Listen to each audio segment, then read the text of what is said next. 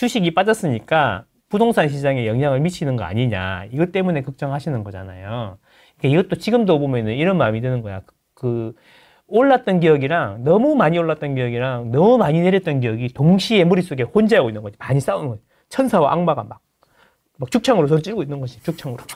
위에서 팍팍팍 찌르고 있는 거지. 죽창으로. 막. 악마 목 확 찌르고 막 천사 목 확 베고 막 이러고 있는 거지. 그쵸? 동시에 이 감정이, 두 개의 강한 감정이 서로 이제 공존하고 있는 거죠. 그 상태에서 이제 미국 정치가 빠지니까 이제 소뚜껑 자라보고 놀랐으니까 소뚜껑이 나올 것 같은 거지. 이제. 그러고 있는 거죠. 근데 S&P 500도 그렇고 뭐 너무 많이 올랐잖아요, 그동안에. 그러니까 이제 그런 거에 불안감이 있었는데 촉매처럼 이렇게 된 거 아닌가 싶기도 하고. 그래서 이제 폭락을 했어, 어제. 폭락을 했는데 어제의 생각은 내일도 폭락하고 계속 떨어질 거다 이런 생각을 했겠지. 그럼 그 원인으로 뭘 지목했냐? 세 가지를 지목했잖아요, 그죠?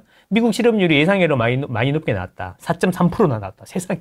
보면은 이거죠. 이제 미국의 실업률 추이예요. 2022년부터 되게 안정적으로 이렇게 놀다가 이게 위로 쭉 올라갔잖아요. 4.3%. 네. 근데 이게 미국 정치를 그렇게 폭락시킬 만큼의 그런 수치인가라는 거죠. 그렇지 않습니까? 여기 보세요. 여긴데 지금 최근 5년 내에 보면은 되게 안정적인 수치를 유지하고 있지 않습니까? 실업률은 실업을 포기한 사람은 모수에서 제외하잖아요. 구인 활동이 많아졌다고 볼 수도 있는 거 아닌가? 구인 활동이 좀 많아졌어 볼 수도 있잖아요. 100명이 구인 활동했는데 150명이 구인 활동을 하기 시작했어. 그러면 똑같은 실업자라고 하더라도 모수가 커지면은 실업률도 올라가는 거 아닙니까? 그렇게 볼 수도 있는 거잖아요. 그렇죠? 예, 그래서 이거 가지고 설명하기엔 너무 과도한 것 같다. 두 번째. 그리고 엔캐리 청산이라는 이야기도 많이 하던데, 엔캐리라는 게 이제 좀 어려우신 분들도 있을지 모르겠지만, 일본은 가계자산에서 현금이 되게 차지하는 비중이 되게 높잖아요. 그 현금을, 금리가 거의 제로잖아요. 일본은. 그러니까, 금리가 거의 제로니까 대출을 받든 아니면 현금 갖고 있는 거를 이제 해외에다 투자를 하는 거지. 일본의 경제 성장률이 잃어버린 20년, 30년 하면서 거의 제로에 가까웠고, 월급도 거의 안 올랐으니까, 사실 그 경제 성장률이 결국 길게 보면은 투자 수익률이랑 거의 비례하는 거니까, 일본에는 관심이 없는 거지. 그래서 다 돈 빌리거나 아니면 현금 가지고 다 외국에다가 해놨는데 일본이 0.25% 올렸으니까 이제 돈이 다시 돌아올 거다. 이런 거잖아. 은행에서 이자를 주네? 막 이런 느낌이잖아요. 근데 이제 이걸 생각해 봐야 될 게 있는 게 그게 2경 몇천조 원인데 이게 막 빠져나가면 난리가 날 거다. 이런 이야기인 거잖아요. 생각해 봐야 되는 게 그러면 외국 자산에 투자해 놓은 거를 회수한다고 칩시다. 0.25% 더 받으려고. 그러면 회수하면은 청산할 때 비용이 발생하겠죠. 양도세라든지 주식이면 양도세. 발생할 거고, 그 다음에 환전할 때 수수료 있을 거고, 그러면서 이제 넘어올 거 아닙니까? 그러면은 0.25 받으려고 양도세도 내고, 교환 비용도 들고, 그렇게 해서 하는 게 맞아요? 그렇잖아요. 그럼 그 돈 받고 들고 들어와서 그러면 일본에 다시 투자할 거야? 그래도 아직도 경기가 거의 제로인데? 그렇잖아요. 그러면은 이게 그런 걸 생각해 봐야 되는 거지. 0.25 올렸다고 외국에 청산하는 비용이 훨씬 더 클 텐데, 환전하고 이런 비용이 클 텐데, 그걸 2조 몇천조 원이 다 되겠냐? 일본은 되겠지. 될 수도 있겠지. 근데 이것도 너무 과도한 것 같다는 거지. 자, 이란하고 이스라엘하고 전쟁을 할 거니까 전쟁 아직 하진 않았잖아. 본격적으로 했어? 안 했잖아, 아무것도. 근데 이제 전쟁을 하면은 기름을 이렇게 뽑아오기가 좀 그렇고 어쩌고 이러면서 미국 항공모함이 또 호르무즈로 출동했대요. 랩터가 뜬다는데요. 랩터 떴대. 이렇게 전쟁하기 전에 째밍하고 그래서 미사일 쏘고 이런 거 근데 이제 그게 아직 전쟁 시작 안 했잖아. 그치, 너무 과도한 거 아니냐. 이 하루아침에 떨어지는 이걸 설명하기엔 너무 과도한 거 아니냐. 그래서 이제 방송을 보니까, 반대매매가 반대매매를 불렀다. 결국에는 그동안에 너무 올랐던 것에 대한 반대, 극부가 아닌가 싶다라는 거죠. 오늘 당장 어떻게 될지도 모르는 거고, 그리고 그게 부동산 시장에 영향을 주려고 하면 장기적으로 계속 해야지 어느 정도 영향이 나타날 거라는 이야기지. 만약에 어제 그 하락이 부동산 시장에 하락을 갖고 올 거였다면은 당장 어제 부동산 시장에 매물이 늘어났어야 되지. 부동산도 떨어지려면 호가가 떨어지면서 떨어진 호가로 매물이 많이 쏟아져야지. 그래야지 부동산이 떨어지는 거 아닙니까? 근데 부동산이 떨어진다고 주장하시는 분들이 있나 보죠? 영향을 준다는 거죠. 주식도 떨어지고 미국 경기도 안 좋아지는데 우리나라 부동산 시장 떨어지는 거 아니냐라고 있어. 예, 올라간다는 사람 보세요. 이런 영상 올리는 분도 있어요. 요즘 제 생각인데 저는 동네 아저씨니까 제 마음대로 얘기할 수 있잖아요. 부동산 모르는 부동산 전문가들이 너무 많은 것 같다. 이런 생각. 저는 전문가는 아닙니다. 아시겠지만 동네 아저씨입니다. 맨날 반바지에 세레빠 신고 오잖아요. 막 위에는 이렇게 치면 밑에는 아시잖아요. 반바지에 세레빠 신고 오죠. 화장실에서 선크림 바르고 이런 거 알잖아. 이제 물론 뭐 하루아침은 아니겠지만 길게 보면은 이게 매물이 늘어나야 되는데 그런 모습이 당장은 어제도 제가 돌려봤거든요. 주요 단지의 매물이 증감하는 뭐 이런 걸 다 돌려봤는데 변화 큰 거 없고 뭐 이렇게 물론 한 일주일 정도 지나봐야 알겠지만 그냥 뭐 지나가는 바람이었다 이런 생각이 드는 거죠. 근데 왜 떨어진다고 하는 거예요? 떨어진다는 사람들. 미국 경기가 안 좋으니까 우리나라도 이제 뭐 원리는 뭐 다양하지. 뭐 미국 경기가 안 좋아지면 수출에 의존해 있고 미국의 의존도가 높은 우리나라의 수출이 힘들어지면서 이제 무역 흑자가 줄어들거나 해서 우리나라도 같이 영향을 받아서 경기가 침체되면서 집값도 떨어질 거다. 뭐 이런 논리인 것 같아요. 알 수는 없어. 야, 경기랑 부동산 가격이랑 그렇게 민감하게 뭐 코로나도 아니고. 그래서 미국 경기가 그렇게 안 좋아지면 오히려 미국은 금리 인하를 더 빨리 하는 거 아닌가? 오히려 나는 이런 생각을 했죠. 어제도 톡방에서 얘기했는데 이게 떨어진 거는 파월한테 네가 너무 금리를 빨리 안 내려서 생긴 문제다라고 해서 파월을 오히려 압박하는 이야기가 되지 않을까. 그렇다고 해서 빅컷을 할 것 같지는 않아요. 어제 빅컷 이야기 많이 나오는데 빅컷, 빅스텝 말고 다리 찢어진 줄 알았잖아요. 이제 빅컷은 이제 0.5 내리는 거잖아요. 그럴 것 같지는 않아요. 그러니까 지금 뭐 미국의 실업률이 4.3%라고 해도 아까 봤지 뭐 5년 기준 대비로 보면은 아주 매우 낮고 안정적으로 잘 관리되고 있는 수준이고 그렇지 않습니까? 그렇지? 그리고 이제 구직자가 늘어나면 뭐 3개월 이상인가 6개월 이상 구직을 활동을 안 하면 구직자에서 모수에서 빼버리잖아요, 아예. 그러니까 구직자가 늘어났을 수도 있잖아요. 그래서 실업률이 늘어났을 수도 있죠. 그런 거니까 뭐 가도하다. 하지만 어쨌든 확실한 거는 연준에다가 니네들이 금리를 적정한 시기에 안 내려가지고 지금 침체가 오게 생겼다. 이렇게 압박하는 수단이 될 수는 있겠다. 이런 생각을 해봤고, 그래서 제가 찾아봤어요. 뭘요? 미국의 경기가 안 좋아지면 부동산이 떡락하는지. 그치, 맨날 말로만 들으면 안 되잖아요. 데이터를 또 찾아봤군요. 데이터 찾아봤죠. 예, 우리가 사랑하는 인덱스 곡도 한번 봐야죠. 잘 지내시죠? 예, 잘 지내시죠? 예. 이게 빨간색이 뭐냐면 미국 GDP야. 전년 동기 대비 성장률인 거죠. 그리고 여기 아래에 이게 뭐냐면 서울의 아파트 실거래 가격 지수. 자, 그러면 미국의 경기가 안 좋아지면 가격이 꼬꾸라져야 되는 거잖아요. 이렇게 경기가 안 좋아지면 경제 성장률이 떨어지면 이게 매우 길게 분기 단위니까 엄청 몇 년 동안 진행되는 거죠. 이렇게 꼬꾸라지면 아파트 가격도 꼬꾸라져야 되는 거잖아. 근데 이제 금융 위기나 이런 거는 갑자기 금리가 막 급변동하기 때문에 이런 거 제외하고 이거 이전에 보면은 이 경기가 서서히 안 좋아지는데 집값은 계속 오르고 있잖아. 그리고 이제 금융위기 이후에도 보면은 경기가 이제 거의 10년 동안 이 일정한 수준을 유지하고 있잖아요. 여기서 보면은 근데 아파트 가격은 서울 아파트 가격이 내리기도 하고 오르기도 한다는 거지. 이게 상관관계라고 하잖아요. 상관관계가 이렇게 보면은 있다고 봐야 되나? 없는 것 같은데? 자, 그러면 이제 최근에 급등, 요것도 코로나 때니까 요 부분은 제외해야 되잖아요. 그쵸? 미국의 경기가 막 좋아지고 있는데 이건 기저효과일 거라고 사실. 이때 너무 낮았으니까 기저효과로 이렇게 올라가는 걸 건데 보면 이게 올라가기도 하고 내려가기도 하고 가격 뭐죠? 출렁출렁한데 여기 보면 일정하게 쭉 내려오고 있는데 내려가기도 하고 올라가기도 하지 않습니까? 이 상관관계가 있다고 봐야 되나? 그러니까 미국의 경기하고 우리나라 서울 아파트 가격이랑 서울 아파트라고 하면 그 서울 민국 아파트 가격이랑 다르잖아요. 그 상관관계가 있다고 보기에는 좀 대충 봐도 이렇다는 거지. 근데 이거랑 관계가 있는 것 같다. 이건 뭐냐면, 그, 서울의 매매 실거래 가격 지수고, 요거는 뭐냐면, 미국의 기준금리예요. 네. 기준금리가 내려가니까 가격이 어떻게 돼요? 쭉 오르죠. 그래서 기준금리가 올라가니까 가격이 내리죠. 계속 올라가면 이제 막판에 여기 돈을 하도 풀어가지고 같이 올라가기도 했는데, 어쨌든 이 상관관계가, 역의 상관관계가 있는 것 같잖아. 그러면 오히려 미국의 경기보다는 미국의 기준금리랑 더 관계가 더 높은 것 같다. 이런 이야기인 거야. 그렇게 보면 미국의 경기가 안 좋으면 미국 애들은 또 돈 풀어서 해결하겠지. 지금도 봐봐. 파월 네가 늦게 내려가지고 지금 미국 경제 아래 공포. 빨리 내려. 뒤지게 생겼어. 네 때문에 그렇잖아. 지금 당장 내려. 이런 이야기잖아요. 그러니까 그렇게 보면 오히려 이게 뭐 악재라고 보기에는 호재네. 그렇지. 그래서 이제 긴급 뭐 이렇게 미팅을 소집하는 이런 소리까지 나왔었잖아. 빅컷을 할 거다 갑자기 해가지고 이런 이야기인데 당장 오늘 지나니까 어떻게 돼요? 뭐 그런 이야기 이제 할 게 안 되지 이제. 그렇지 않습니까? 그러니까 너무 지금 미국 주식을 너무 열심히 하셔서 그러신 거 아닐까? 언제 우리가 미국 경기에 관심이 많았어요? 너무 매크로에 빠져 있는 건 아닌가? 그렇지.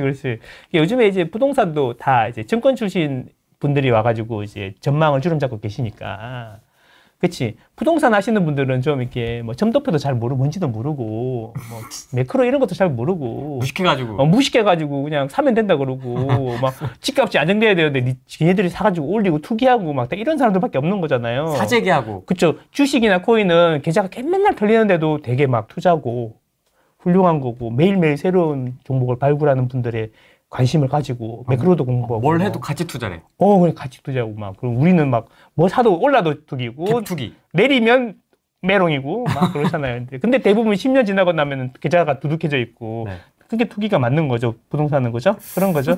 언론이라든지 SNS라든지 또 그분들은 또 넥타이 메고 나가고 말도 예쁘게 하잖아. 또 이렇게 앉아 있는 것도 되게 얌전하게 딱 앉아 있어요. 딱 이렇게. 대부분 또 안경도 썼고. 딱 이렇게. 그렇지. 앉아 있고 또 단어들도 고급져. 막 나오는 단어들이 막 매끄러워. 막 야들야들해. 막 어려워. 매크로가 뭐야?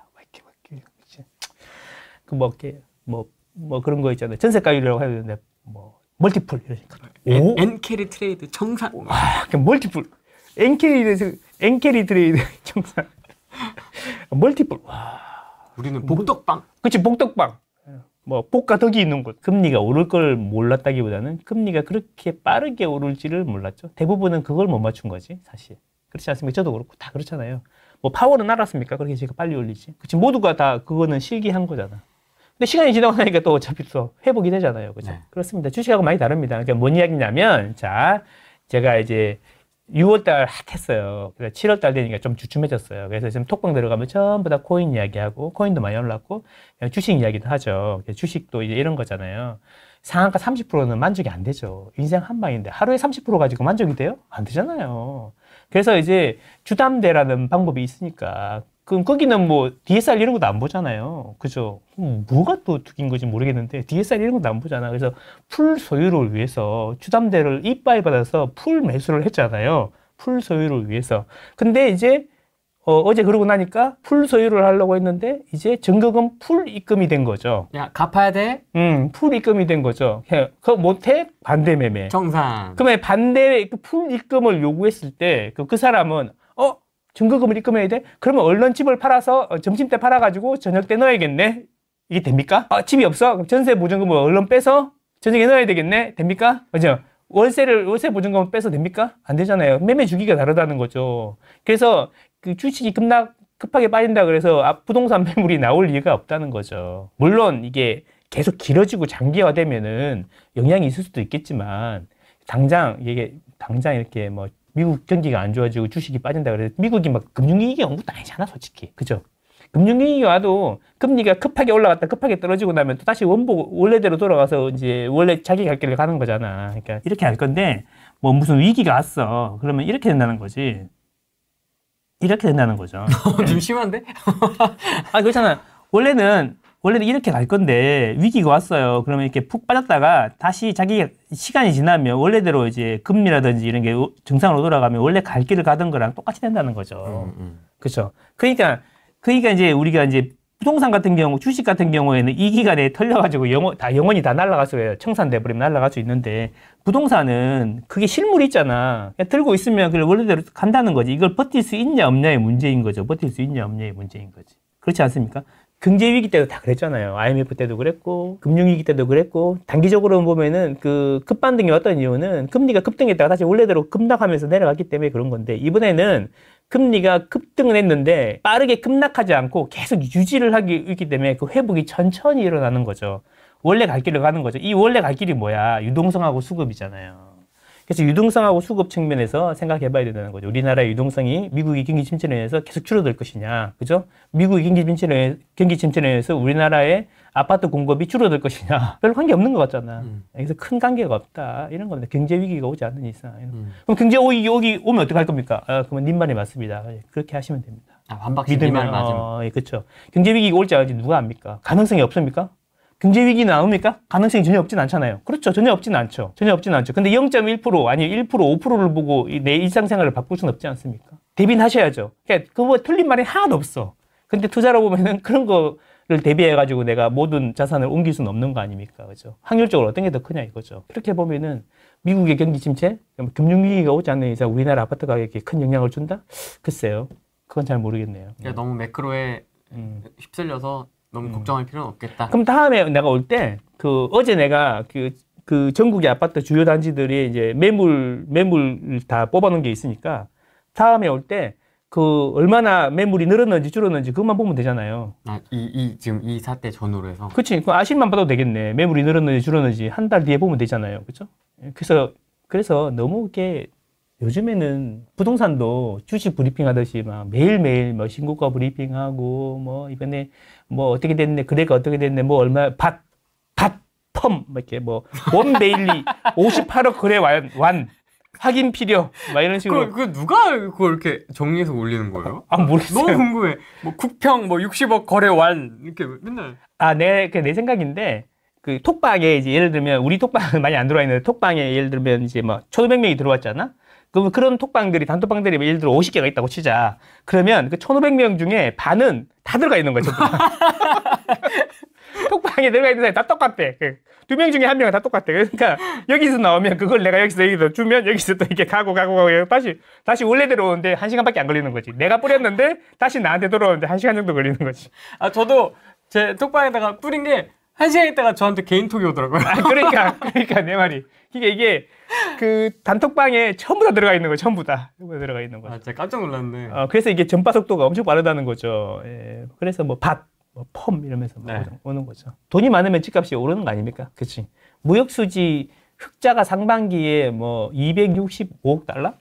그 뭐 1,350원으로 환율 곱하면 뭐 30조가 넘는 돈이죠. 상반기에 30조가 넘는 돈이 우리나라로 들어온 거잖아. 흑자니까. 맞죠? 그 돈이 어디 갔을까? 근데 이제 이런 이야기 하잖아요. 그러니까 무역수지 흑자가 계속 난다는 이야기는 우리나라에 돈이 자꾸 들어온다는 이야기 아닙니까? 맞죠? 근데 우리가 이런 이야기 하잖아요. 3기 신도시를 지정하고 나서 보상금이 풀리면 부동산 가격을 자극할 수 있다. 이런 이야기 많이 하지 않습니까? 3기 신도시 전체 보상금이 몇 조인지 아세요? 32조입니다. 32조. 3기 신도시 32조가 들어오면 부동산 시장이 난리가 난다. 이렇게 주장하면서 그게 3기 신도시 보상금이 몇 년에 걸쳐서 지금 천천히 풀리고 있는데 상반기에만 30조가 넘는 돈이 우리나라로 흑자로 들어왔다는 거예요. 그죠? 이런 거는 별로 관심이 없죠. 그래서 우리 톡방에 이제 가비님인가? 그분께서 하시는 이야기, 항상 이런 얘기 있지. 한국의 아파트 값이 왜 오르는지를 알고 싶으면 고개를 들어 삼성을 보라. 삼성에서 무역 흑자를 계속 만드니까 많이. 그런 거다. 그래서 우리나라는 가만히 있어도 흑자가 계속 나기 때문에 돈이 들어온다. 이런 이야기예요. 그럼 그 돈이 어디 가겠습니까? 그죠? 그 돈을 뭐 재투자를 위해서 삼성이 뭐 이렇게 가지고 있겠죠. 가지고 있으면 어디에 갖고 있을까요? 금고에 넣어놨을까요? 아니면은 뭐 이렇게 회장님 차 트렁크에다 넣어놨습니까? 아니잖아요. 통장에 넣어놨을 거 아니에요. 통장에 가만히 넣어놓으면 은행이 가만히 둡니까? 창고는 그대로지만 그 창고를 이용해서 또 뭘 해요? 대출을 하잖아요. 맥스 언제까지? 그 지급 준비율의 역수까지 맥스로 대출해 줄 수 있는 거 아닙니까? 그 돈 가지고. 그렇죠? 그게 자꾸 이제 뭐 이렇게 대출도 되고 뭐 돌아가는 뭐 유동성 늘리는데 또 일조를 하는 거죠. 그런 거예요. 뭐 현금이 몇 배로 돌아가냐, 뭐 그런 거 있잖아요. 통화 승수 이런 이야기 있잖아. 만 원 있으면 만 원이 몇 바퀴 도냐 이런 거잖아. 그게 우리가 12에서 14 정도 되니까 30조 들어오면 곱하기 12에서 13만큼 이게 현금이 돌아가는 효과가 맥스로 일어날 수도 있다. 이런 이야기인 거지. 그러니까 우리가 무역 흑자가 계속 나면 우리나라로 돈이 안 찍어도 계속 들어오는 거야. 그럼 뭐 전 국민 25만 원씩 준다면서요. 보상금 불리면 물가를 자극하는 거고 현금 뿌리면 물가를 자극하진 않는 거죠. 왜 주는지 모르겠어요. 그냥 왜 주는 거지? 뜬금없이? 뭐 한 표에 25만 원이죠. 빨간책도 그렇게 하잖아. 그러니까 막 그런 거야. 표만 받으면 됩니다. 그 사람들은 뭐 그래서 이제 돈은 계속 늘어나는데 집값이 계속 안 오를 수가 있습니까? 그런 거죠. 특별한 내용은 없더라고요. 그렇지. 특별한 내용이 없는 거죠. 특별한 내용이 없는데 그게 정부가 할 수 있는 다라는 거죠. 최선이라는 거죠. 할 게 많은데 왜 안 하죠? 이게 최선, 뭐 할 게 많습니까? 취득세. 강남 3구 풀고. 그렇지. 종부세. 그렇지. 양도세. 그렇지. 그러면 다음 정권이 바뀌겠죠. 딴 사람으로. 이제 한번 우리가 생각을 해보자. 앉아서. 솔직히 이제 지난 정권에도 기대 많이 했는데 요건 안 할게. 지난 정권도 뭐 별로였고 이번 정권도 기대 많이 했는데 또 별로잖아. 솔직히 말해서. 다 풀어준다며. 그래서 다주택 적폐들은 기대를 얼마나 많이 했어. 그래서 그 새벽에 0.8% 차이로 마지막에 뭐라 그러니? 그거를 막판 역전, 리부스 수입 같은 느낌으로 했잖아. 포기하고 잔 사람들도 많은데 아침에 일어나니까 이게 웬일이요? 막 이러면서 막 난리 나가지고 막 SNS에 와! 막 이러면서 막 뭐 이렇게 새로운 나라도 건국한 것처럼 이렇게 막 그런 느낌이었잖아. 그때 제가 블로그에 글을 올렸잖아. 아직도 있는데 대통령이 법을 바꾸는 걸 아니라 또 법을 바꾸는 게 아니라는 거를 알면 뭐 이렇게 더 좋아할 필요가 없다. 하지만 오늘은 그냥 좀 행복하자. 막 이렇게 올렸는데 대통령이 할 수 있는 게 없잖아요. 지금 뭐 하면은 뭐 국회 동의받아야 되는 거는 다 안 되는 거 아닙니까?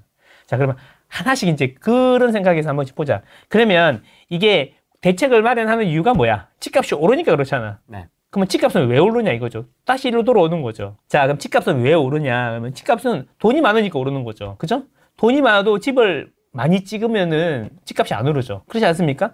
아파트의 시가총액이랑 유동성이랑 같이 가는 거니까. 그렇잖아요. 그러면은 이렇게 하는 거예요. 돈이 많냐 적냐는 뭐 찍어내는 것도 있고 무역 흑자도 있고 거기에 추가로 금리를 오르고 내리고 하면서 조절하는 거잖아요.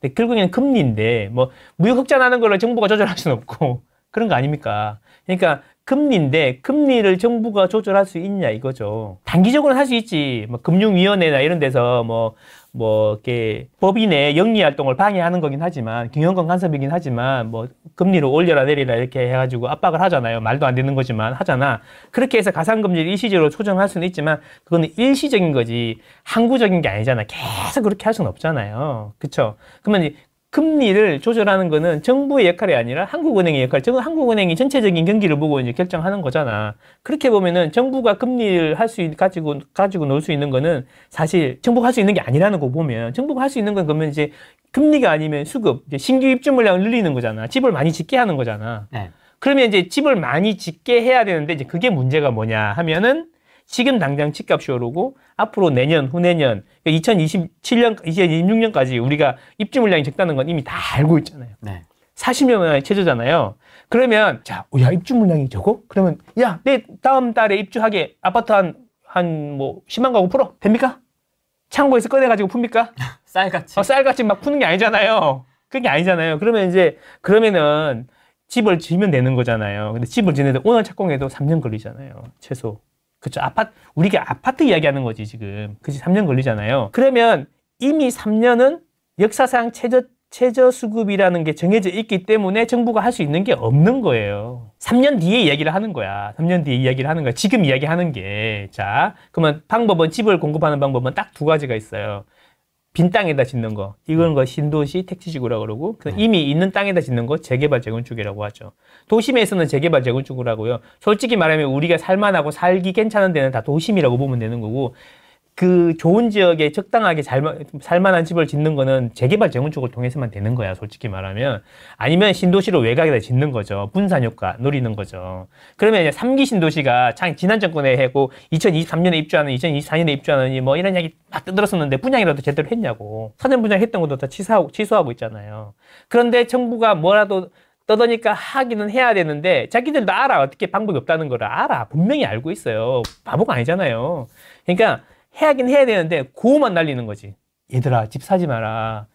이제 3기 신도시에서 싸고 좋은 집이 나올 거니까 집 사지 말고 전세로 그냥 살고 있어라. 그리고 청약해라. 집 사면 가점 떨어진다. 봤잖아 얘들아. 그지? 결혼해라. 특공 줄게. 이래서 기다리는 거잖아. 기다리게 만드는 거잖아. 그거밖에 할 수가 없는 거지. 근데 그 사람들이 언제까지 기다릴 수 있을 것 같아요? 기다리고 있는데 집이 계속 올라. 그러면 계속 기다릴까요? 아니, 전세도 계속 올라. 그럼 계속 기다릴까요? 그러니까 그것도 일시적인 심리적인 효과가 있을 뿐이라는 거지. 당장 물량이 터지지 않는 이상, 입주 물량이 터지지 않는 이상 방법이 없단 말이야. 그래서 이제 하지만 뭐라도 해야 되니까 아무것도 안 하면 또 뭐 이렇게 요즘에는 집값이 계속 떨어진다는데 계속 오르니까 정부 탓만 하는 사람도 많던데 정부가 집값을 잡고 있다. 정부가 정책을 실기를 한다 그러는데 정부가 할 수 있는 게 없어. 뭐가 있어 할 수 있는 게. 그죠? 그러면 상기 신도시도 안 되고 지금 재개발 재건축은 어떻게 해야 돼요? 재개발 재건축은 이제 땅 구역 지정하고 뭐하고 하면 아무리 빨라도 10년이란 말이야. 그럼 지금 지정하면 10년 뒤에 들어오는 거죠. 네. 결국 이번 서울 시내의 물량이 부족한 건 서울 시내의 재개발 재건축이 안 됐기 때문이고 서울 시내의 재개발 재건축이 안 된 거는 이번 정권에서 또 뭐 물론 잘못이 있겠지만 지난 정권에서 또는 지난 서울시장 쪽에서 그 재개발 재건축 구역을 50% 넘게 해제하고 지난 정권에서 그 재건축 안전진단을 빡세게 해가지고 95%를 탈락시킨 것도 큰 문제였다는 거지. 근데 이번 정권에서는 그거에 대해서 탓하지는 않잖아. 탓하진 않아. 근데 이 사람들은 그래도 양심은 조금 있는 것 같아. 근데 자기들이 방법이 없는데 방법이 없다고는 얘기를 못 하는 거지. 그렇잖아요. 그럼 결국에는 뭐야? 재개발 재건축 지금 당장 해봐야 5년 뒤에 10년 뒤에 나올 거라는 이야기죠. 자, 그러면 여기서 지금 할 수 있는 게 정부가 뭐가 있냐? 그러면 구호에 그치지 않는 말밖에 구호에 그치는 말만 하는 거죠. 그런 거 아닙니까? 그럼 뭐 이렇게 신도시에서 공급을 많이 해줄 테니까 싸게 공급할 테니까 기다리세요. 청약을 기다리세요, 여러분. 청약이 돈 됩니다. 안 보셔서 300대 1 이런 느낌으로 가는 거고, 그것도 일시적인 효과에 그칠 거라는 거고, 집이 오르면. 그리고 재개발 재건축 같은 경우에는 이제 방법이 없죠. 신규로 지정하는 건 어차피 다음 정권이 아니라 다다음 정권에 입주할 수도 있으니까 지금 하고 있는 선도지구를 빡세게 진행시키는 것처럼 하든가, 아니면 지금 진행되고 있는 선도지구 외 지역을 빨리빨리 진행시키는 거, 진행되고 있는 거를 좀 규제 완화하고 빨리빨리 하는 거 밖에 없으니까, 일단은 그러면 뭐 절차를 간소화한다든지, 그게 그 신통기잖아. 절차를 간소화하게 한다. 지구 지정을 쉽게 한다. 선도지구를 빨리빨리 추진한다. 이런 구호만 던질 수밖에 없다는 거죠. 그러면 이게 다음 정권이나 다다음 정권에 입주를 하겠죠. 근데 이제 그거 말게 할 수 있는 거예요. 당장은 이 불을 끌 수가 없다라는 거죠. 그런데 이 다음 정권이 되면 그 윤석열 정권에서 하던 거를 그대로 승계해가지고 그 정신을 장기적인 공급 기반을 마련해야 된다는 취지 아래 계속 꾸준히 진행을 시킬까요? 싹 다 뒤지겠죠. 자기의 색깔도 해야지 그 다음 정권이 또 연결되니까. 그러니까 이게 그렇게 보면 구조적으로 서울에는 공급이 안 될 수밖에 없는 거예요. 신도시는 언젠간 지정해놨으니까 하긴 할 거 아니에요. 보상금 불렸으니까. 그러니까 그래서 서울의 집을 장기적으로, 구조적으로 서울의 집은 가격이 오를 수밖에 없는 거. 대도심의 집은 오를 수밖에 없는 구조가 되어 있다라는 거죠. 그죠? 그래서 서울의 미스캠프 치고 내년에 내후년에 지방에 기회 오니까 그때 지방해도 된다는 거지. 그런 이야기인 거예요. 자, 그러면 당장은 해결을 해야 되니까 해결할 수 있는 방법은 뭐냐면, 그러면 지금 빌라 시장이 착살이 났잖아. 그쵸. 전세 사기 때문에 아무도 전세 안 살잖아. 그래서 그 수요가 아파트 시장으로 넘어와가지고 이게 촉매가 돼가지고 이렇게 전세 시장을 끌어올리는, 가파르게 끌어올리는 뭐 역할을 했다라는 보고서도 있고, 그렇게 인식이 팽배하잖아. 네. 기든 아니든 인식이 팽배하면 거기에 대한 처방을 내려줘야 될 거 아니에요. 그래서 한다는 이야기가 뭐예요? 정부에서 12만으로 매입해가지고 올해 안에 다 전세를 뿌리겠다. 빌라를 매입해, 쉽게 얘기하면 정부에서 수도권에만 6만 호 정도를 빌라를 사가지고 그거를 뿌리겠다는 거죠. 정부 돈으로. LH 가겠죠. 그럼 LH 부채는 올라가겠죠? LH 부채 깎아라는데 LH 부채 올라가겠죠? 근데 그러면 일시적으로 비아파트를 활성화하면은, 또 다른 정책으로 비아파트를 활성화하면 비아파트는 빨리빨리 지니까 하면은 일시적으로 저가 아파트 시장의 전세 수요를 일부 옮길 수는 있겠죠. 일부 옮길 수는 있겠죠. 그런데 이것도 일시적일 거라는 거죠. 왜냐하면 있는 집을 매입해서 정부가 월세를 전세로 돌리는 것은 총량이 바뀌는 게 아니잖아. 주택의 총량이 바뀌는 게 아니라 그냥 그 월세가 전세로 바뀌고 아파트 전세가 주택 전세로 바뀌고 이런 거잖아. 총량이 바뀌는 게 아니기 때문에 그것도 일시적일 거라는 거죠. 이렇게 보면 결국에는 정부가 할 수 있는 게 아무것도 없고 고에 그치는 것밖에 안 된다. 결국 잘하려 그러면 지지난 정권에서부터 하던 거, 지난 정권에서 하던 거를 계속 연속적으로, 집값은 결국은 말이야, 여러분. 집값은 결국은 말이죠. 장기적으로 공급 기반을 마련해야 돼요. 지금 막 집값이 오른다 내린다 하더라도 꾸준히 항구적으로 공급을 늘릴 수 있는 방법을 계속 해야 되는 거예요. 신도시 택지지구 계속 지속적으로 지정하고 계속 어렵지만 추진하고, 빵이 아니니까 길게 보고 해야 되는 거죠. 이전 정권에서 했던 거 받아가지고 다시 하고 이렇게 해야 되는 거죠. 재개발 재건축도 꾸준히 지구 지정하고 꾸준히 경기가 좋든 나쁜데 진행을 시켜야 되는 거죠. 근데 그렇게 했냐고, 할 수 있냐고, 없잖아요. 네. 근데 그러니까 정부에서 할 수 있는 게 없다는 거고, 이제 정해진 미래라는 거예요. 최소한 3년은 정해진 미래라는 거죠. 근데 더 중요한 거는 지금은 서울이 물량이 40만의 최저인데 지방은 엄청 많거든요. 네. 1, 2년 뒤에는 지방도 이제 물량이 줄어드는 데가 계속 늘어난다는 거죠. 지방 가야 되는 거 아닙니까? 그러니까 이제 대세 상승 온다. 좀 있으면 내년 후내년에 빨리 서울에 집을 사놓고 지방에 갈 준비를 해야 된다. 이런 이야기. 서울 사고 지방 갈 돈이 없는데요? 그럼 서울만 사세요. 그럼 되죠. 더 작은 데로 가면 돼요. 서울은 구조적으로 신축이 부족할 수밖에 없습니다. 사람들이 똑똑합니다. 사람들이 똑똑합니다. 그래서 역세권 신축을 사는 거잖아요. 그렇죠? 근데 이거는 전형적인 바닥을 찍고 올라올 때 트렌드예요. 가성비 넘치는 작은 아파트. 그러니까 그런 사람들은 청년들이나 젊은 분들이 좋아하니까 출퇴근이 중요하잖아요. 그분들은 교육보다. 그래서 역세권의 신축, 소형 신축이 항상 그랬어요. 떴어요. 그러니까 정부에서는 재개발 재건축 아니면 신도시를 계속 활성화시킨다는 그쪽에서 공급하겠다는 시그널을 지속적으로 보여줘야 된다라고 생각하니까 재개발, 재건축을 활성화할 수밖에 없는 거야. 활성화할 수밖에 없으니까 뭘 해야 돼요? 재개발, 재건축이 활성화가 되려면 그냥 다른 거 생각하지 말고 그냥 돈이 되게 하면 돼요. 돈이 되게. 자본주의는 민간이 하는 거잖아요. 민간이 하는 거니까 돈이 되게 해야 돼요. 정부도 돈이 안 되는 걸 계속 하면은 채권을 계속 발행해야 되고 미래에 우리 후세대들한테 그들 세금을 담보로 빚을 내는 거기 때문에 정부에서 계속 뭔가 일을 열심히 하면요. 이렇게 우리 미래의 자식들의 빚이 느는 거예요. 그런 거 생각해야죠. 돈이 되게 해줘야 되는 거지. 우리 95%는 민간이 하니까. 그럼 민간이 하는 건 재개발 재건축의 사업성의 문제잖아요. 사업성 문제. 그럼 한 가지만 생각하면 돼요. 사업성의 문제라는 이야기는 뭐냐면 재개발 재건축이 사업성이 나면 돼요. 재개발 재건축을 해서 이렇게 뭐 돈을 돌려받는 세상은 끝났다. 돈을 돌려받지 못하는 게 맞다. 재개발 재건축 돈 많이 번다. 이렇게 얘기하는데 그것도 맞는 말인데 그래서 이제 그 사람들을 못하게 야구르니까 못하게 하는 거잖아. 야, 돈이 좀 남았어? 재건축 초과이익 관수제. 집은 안 팔았지만 3억씩 내.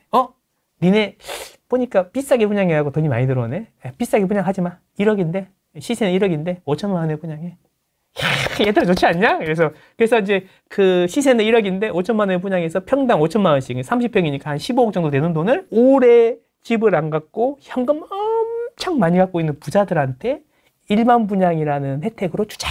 와, 대박! 로또 청약이다. 와. 그러니까 그 사람들은 뭔 나라의 공문을 그렇게 크게 했길래 막 15억, 20억씩 그냥 가져가는 거예요? 그게 맞는 거예요? 정의롭고 공정한 겁니까? 그럼 그렇게 되면 어떻게 되냐면은 이런 거죠. 1억에 팔 수 있는 거를 5천만 원에 팔게 하면 수입이 줄어들잖아요. 조합에서. 그러면 수입이 줄어드는데 그러면 조합 입장에서는 5천만 원 1억에 팔 수 있는 거 5천만 원에 팔았으니까 이익 5천만 원이 날아가는 거니까 그 5천만 원을 조합원들이 n분의 1에서 내야 되는 거잖아요. 공사비가 드니까. 뭐냐 하면 분양가 상한제를 하면 할수록 분담금이 늘어나는 거예요. 그죠? 그러면 분담금이 늘어나요. 그럼 뭐 예를 들면 내가 옛날에는 하고 나면 1억만 내면 되는데 이제 1억 5천 내래요. 분양가 상한제 때문에. 그러면 해요, 안 해요? 열받으니까. 안 해요. 언제까지 안 하냐 하면은 5천만 원이 1억 5천만 원이 1억까지는 괜찮으니까 1억까지 내려올 때까지 안 한단 말이에요. 그러면 그게 1억까지 내려올라 그러면 분양가가 더 올라가면 1억 분담금이 줄어드는 거잖아요. 결국은 뭐냐면 5천만 원을 싸게 분양하게 함으로 인해서 5천만 원이 더 올라야 공급이 되는 효과가 나타나는 거야. 뭔 소리냐? 5천만 원 비싸게 5천만 원을 싸게 분양하게 함으로써 사람들이 공급을 안 해. 언제까지 공급을 안 해? 5천만 원이 더 오를 때까지. 그러니까 가격이 더 올라가는 효과가. 가격이 올라갈 때까지 공급이 안 되는 부작용을 낳는 거죠. 기다리는 거지. 그치. 분양가 상한제를 하면 오히려 가격이 더 올라가는 거야. 그래서 봐봐. 분양가 상한제 하고 있는 지금 강남 3구가 가격이 훨씬 더 많이 오르잖아요. 미친 듯이 오르잖아요. 60억 신고가 나왔단다. 34평이. 미쳤다. 진짜. 너무 빨리 오르잖아. 이게 왜 그러겠어요. 그래서 그런 게 다 감당이 되는 수준만, 지역만 지금 재개발 재건축을 하는 거잖아요. 그죠? 그래서 분양가 상한제라든지 이런 거는 조합이 돈을 많이 번다 그래서 조합의 돈을 뺏어가지고 일반 분양자들한테 몰빵해주는 거 말고는 효과가 아무것도 없는 거야. 그래서 그 몰빵해주는 효과 때문에 이익이 줄어들어서 가격이 더 오를 때까지 공급이 안 되는 효과를 가져오는 거지. 결국 뭐냐면 비용이잖아, 비용. 조합 입장에서. 비용을 늘리면 어떻게 돼요? 비용을 늘리면 결국에는 비용이 가격에 전가되는 거 아닙니까? 그런 거 아니겠습니까?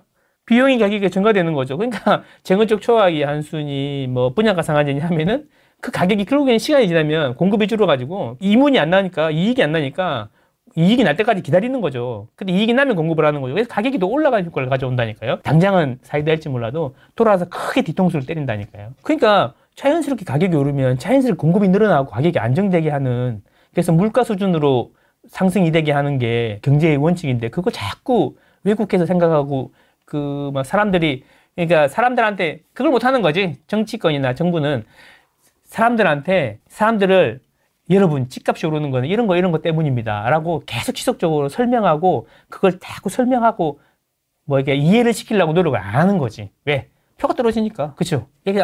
그래서 뭐라고 하든 간에 안정적으로 원칙대로 쫙 이렇게 해줘야 되고 국민들도 그거 이해해야 되는데 그게 이해가 됩니까? 안 되지. 그래서 그 이야기는 결국에는 앞으로도 정부는 단방, 즉시 일시적으로 효과가 있는 것들만 계속 내놓지 문제 해결을 위해서, 근본적인 문제 해결을 위해서 장기적으로 노력하는 모습은 안 보일 거니까 그러면 계속 가격이 올라가는 거야. 좋은 데면 올라가는 거지. 어쨌든 그래도 정부는 대책을 내놔야 되니까 도심의 공급을 위해서 재개발 재건축을 완화하는 걸 할 건데 그중에 핵심이 뭐냐면 일반 분양을 많이 나오게 하는 방법밖에 없어. 일반 분양을 많이 해요. 수입이 커지니까. 수입이 커지는 만큼 분담금이 줄어들고, 분담금이 줄어드니까 조합원들이 적극적으로 이제 나서겠죠. 그러면 그 일반 분양을 많이 나오게 하는 방법은요, 우리 집을 짓고 남는 땅이 많으면 돼요. 그게 용적률이에요, 용적률. 용적률을 계속 올려주는 명분을 만들고, 그 역세권이라서 올려줄게, 뭐 지역에 특화된 시설을 지으니까 올려줄게, 여의도니까 올려줄게, 이런 걸 계속 만들어서 용적률 올리는 이야기를 할 겁니다. 사업성이 나오는 이야기를 할 겁니다. 중층 아파트의 용적률을 더 올려주는 이야기를 계속 만들 겁니다. 좋죠? 그리고 인허가 그 구역 지정되는데 3년씩 걸리고 5년씩 걸리거든요. 그거를 획기적으로 줄여줄 거라는 거죠. 그래서 신통기잖아, 그게. 신통기에다가 용적률 올려주고 기존의 것들을 다 빨리빨리 진행시키게 하기 위해서 노력을 많이 할 겁니다. 그래서 재개발 재건 쪽에는 오히려 호재입니다. 선도지구의 호재가 될 수 있습니다. 신도시도 이제 빨리빨리 진행을 시킬 건데, 그거는 이제, 글쎄요. 지금 분양을 해도 2026년, 27년 입주니까 3년 동안은 크게 효과가 없을 거다. 그리고 외곽에 자꾸 지으면, 거기서 입주가 많으면 외곽 그 동네만 자꾸 집값이 떨어지는 거 아닌가? 그런 동네들 많잖아. 말하기는 좀 그렇지만. 네. 외곽에 자꾸 지어. 무슨 지구. 야, 이제 그만할 때는 안 된다 하면 또 짓고. 뭐, 오르면 또 짓고. 시장 원리가 너무 잘 돌아가는 거지. 오르면 짓고. 떨어지면 가만히 있고, 오르면 짓고. 시장 원리가 너무 잘 돌아가는 거지. 그런데 베이스로 이제 투자하신 분들은 분양권을 많이 하죠. 도심 베이스로 많이 하신 분들은 재개발 재건 쪽에 관심을 가질 수밖에 없는 거고. 결론, 정부는 아무리 떠들어도 서울의 공급을 구조적으로 많이 할 수 있는 방법이 없고, 그러므로 인해서 서울의 신축은 더더욱 기해질 거고, 신축에 대한 선호는 점점 세질 거고, 그래서 서울의 신축 위주로 먼저 오를 거고, 신축이 다 오르고 나면은 그 다음에 구축이 오를 거고, 이런 식으로 계속 순환하면서 가격이 돌아갈 거다, 이런 이야기죠. 결론적으로 보면은 서울에 집을 사야 된다, 장기적으로. 지방에 투자를 하고 싶으면 일단 사고 나서 그 다음에 생각해도 된다. 일단 서부터 해놓자. 그렇지. 다주택자를 이제 규제하는 거잖아요. 솔직히 지난장에는 다주택자 규제가 없었잖아요. 세금도 깎아주고 했잖아요. 그러니까 막 솔직히 막 저기 막 서울 외곽에 가갖고 막 2천만 원, 3천만 원 갭 투자해가지고 막 10개, 20개, 30개 막 사고 그랬어, 솔직히. 그래서 그리고 또 중공공 임대 이런 거 하면은 세금도 안 나오고 하니까 또 많이 벌었어, 솔직히. 그래서 금방 부자 될 수 있었어요. 막 저기 막 애기 키우는 애기 엄마들이 전화로 막 집 사고 막 그랬거든요. 그 사람들이 지금 뭐 50억, 100억 부자 된 사람도 많아요. 솔직히 그래요. 근데 이제는 다주택 규제가 많기 때문에 그런 식으로 풀 레버리지 크게 해가지고는 쉽지 않단 말이지. 그러니까 좋은 거 하나로 가야 된다는 이야기고, 그렇게 보면은 옛날 부모님 말씀처럼, 야, 집 사가지고 빚 갚으면서 빚 다 갚을 때 되면 또 좋은 데로 이사 가고 해서 이사 많이 다녀야 부자 된다. 이게 아마 앞으로 또 그런 이야기가 될 거다. 이런 거죠. 규제가 오면 어떻게 되냐면요. 규제는 시장의 방향을 바꿀 수가 없습니다. 왜 그런 이야기 하냐? 이게 뭐냐면 강남에 무슨 잠실에 있는 모 아파트예요. 본인 모 아파트입니다. 모 아파트. 근데 다 아시잖아요. 모 아파트인데요. 이거 그래프만 봐도 아세요. 그러니까 선수들이라 다 알죠, 사실 뭐. 우리 집에 우리 집. 좋은 동네. 이게 여기 보면은 이게 모든 규제의 최정점에 있는 곳이잖아요. 2017년부터니까 최정점에 있는 아파트잖아요. 그럼 여기 보면은 이렇게 안 올라요, 가격이. 그죠? 보면 이렇게 올죠. 이렇게. 규제 나왔다. 많이 올랐다, 규제. 오. 또 오르네? 많이 올랐다, 규제 나왔다. 좀 오래 가네? 규제 나왔다. 이러고 있지 않습니까? 그죠? 네. 그리고 이제 요 집값을 잡은 거는 금리 상승이었지, 정부의 규제가 아니었죠. 이렇게 규제 나오면 잠깐 쉬었다가 다시 가고, 왜? 정부의 규제가 공급을 늘리거나 금리를 올리는 규제가 아니라면 방향을 바꿀 수 없다는 거죠. 그죠? 크게 틀이 그렇다는 거죠. 그러니까 규제는 너무 걱정하지 마시라는 거죠. 정부가 그 규제로 시장을 망가뜨리지 않을 겁니다. 그리고 정부는 전국을 다 보잖아요. 서울만. 그래서 정부는 계속 일시적이고 지역적인 문제다라고 하잖아요. 솔직히 서울 일부 지역만 우리 다른 데는 안 오르잖아요. 그러니까 이거를 전방위적으로 금리를 올린다든가 이런 손을 대면은 지금도 힘든 전국이 다 금리가 올라가는 거잖아. 지금도 힘든 데가 많은데. 그래서 금융정책을 손대기가 상당히 어려워. 그러면 이제 규제 지역을 지정해서 핀셋 규제를 하면 되거든. 지난 정부의 빵 장관님 말씀대로 핀셋 규제 딱 거기만, 강남만 조자. 성동구만 조자. 강남 3구랑 용산이 규제 지역인데, 그 다음에 성동구, 광진구가 올라? 그러면 크기 조자. 동작 조자. 이렇게 하면 어떻게 돼요?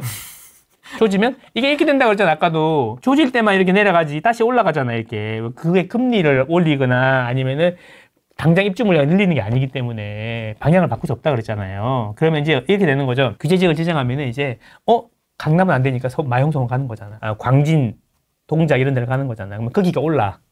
규제 지정을 또 지정해. 그러면 이제 저기는 안 되겠네. 동대문 가고. 동대문 또 지정해. 그러면 이제 성북구 가고. 성대문 지정해. 그러면 중랑구 가고 노원구 가고. 거기도 지정해. 그러면 의정부 가고 별내 가고 이렇게 해서 이 규제 지정을 지정하면 이제 그 방향을 있잖아요. 이렇게 상승을 전방위적으로 넓히는 역할을 하기 때문에 그것도 쉽게 지정할 수가 없다는 거야. 그렇게 해서 과거에 아산까지 내려왔죠. 아산까지. 그래갖고 지정 이렇게. 한 번은 실미도로 지정해가지고 말이 많잖아. 실미도에 주택가 되는데 추정지역인가요? 막 이렇게 그래가지고 말 얼마나 많았어요. 그래갖고 실미도 빼줬잖아 나중에. 실미도도 지정됐다면서 막 그 누구야 누구 나와서 뭐 이렇게 나를 쏘고 가라 막 이러면서 나를 쏘고 가라 이러면서 막 규제 막 했잖아요. 그렇게 될 수 있다는 거죠. 그래서 이게 지금 뭘 쉽사리 하나 건들 수 있는 게 없어요. 방법이 딱히 없어요. 여러분 답은 정해졌습니다. 대출 규제 나오면 좀 차갑게 식을 수 있다라는. 대출 규제를 어떤 걸 할 수 있을까요? 전세 DSR. 아, 그다음에 이제 뭐 대출 한도를 확 줄인다든지. 대출 한도를 줄이면 그러면 다 집을 못 사는 거예요? 그럼 지방은요? 수요를 확 줄이는 거죠. 안 그래도 10%인데 어떡하죠? 아니 뭐 그건 모르겠고. 그러니까. 난 강남만 잡아. 그게 단기적인 처방이라는 거지. 그게 나의 효과가 크다는 거지. 결국에는 근본적인 문제를 해결 안 하고, 그러니까 배가 자꾸 아픈데, 배 아파. 뭐라도 좀 해봐. 말을 해봐. 그러니까, 어떻게, 뭐 빨간 약, 이렇게 뭐라도 하나씩을 해야지. 제일 티나는 게 뭐냐? 약을 먹으면 티는 아니니까 이마에다 빨간 약을 발라라. 그러면 확 바르는 거야. 그러면 사람들이 보고, 와, 뭔가 열심히, 저기는 애가 아프다니까 뭔가 열심히 하는구나. 이마에다 빨간 약을, 아까진기를 막 바르는 거지. 와, 뭘 하는 것 같다. 근데 지금 어디가 아파요? 배가 아픈데 머리에다 빨간 약, 아까진기 바르면 배가 나아요? 아니잖아요. 그러니까 그 진단이 정확해야 처방이 정확한 거지. 근데 자꾸 여론에 휩쓸려가지고 막 당장 뭐 눈에 보이는 뭐 행동을 하다 보면은 근본적인 치료가 더 안 되고 점점 곪아가는 거죠. 근데 정부든지 정치권은 그렇게 할 수밖에 없는 거야. 여론을 생각할 수밖에 없는 거고, 그죠? 그렇게 잘못되면 정부 탓이라고 막 갈구면 되는 거고, 그죠? 네, 그런 거잖아요. 그래서 뭘 해도 욕을 먹는 겁니다. 정부는 지난 정권도 그렇고 이번 정권도 그렇고. 너무 욕하지 마세요. 너무 욕하지 말고 그래봐야 정부 안 바뀝니다. 정치인 바뀔 것 같습니까? 그리고 정치인들한테 선동당하면 선동당한 사람만 문제예요. 그 정치인들 보세요. 다 강남 살아요. 돈도 막 수십억씩 되는 사람이잖아 다들. 그죠? 딱 그렇잖아요. 선동당한 사람만 바보 되는 거야. 안 그렇던가?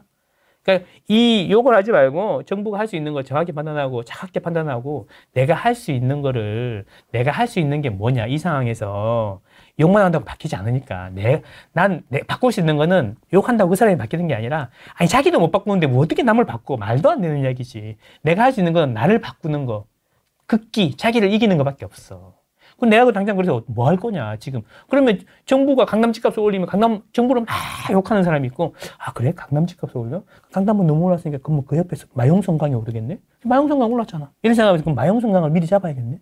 마용성강이 이제 올랐으니까, 그 다음에 동대문, 성북구, 그 다음에 서대문구, 이런 데가 오르겠네? 그럼 거기에 대장단지들, 역세권에 신축단지 소형 25평 이런 걸 미리 사놓으면 되겠네?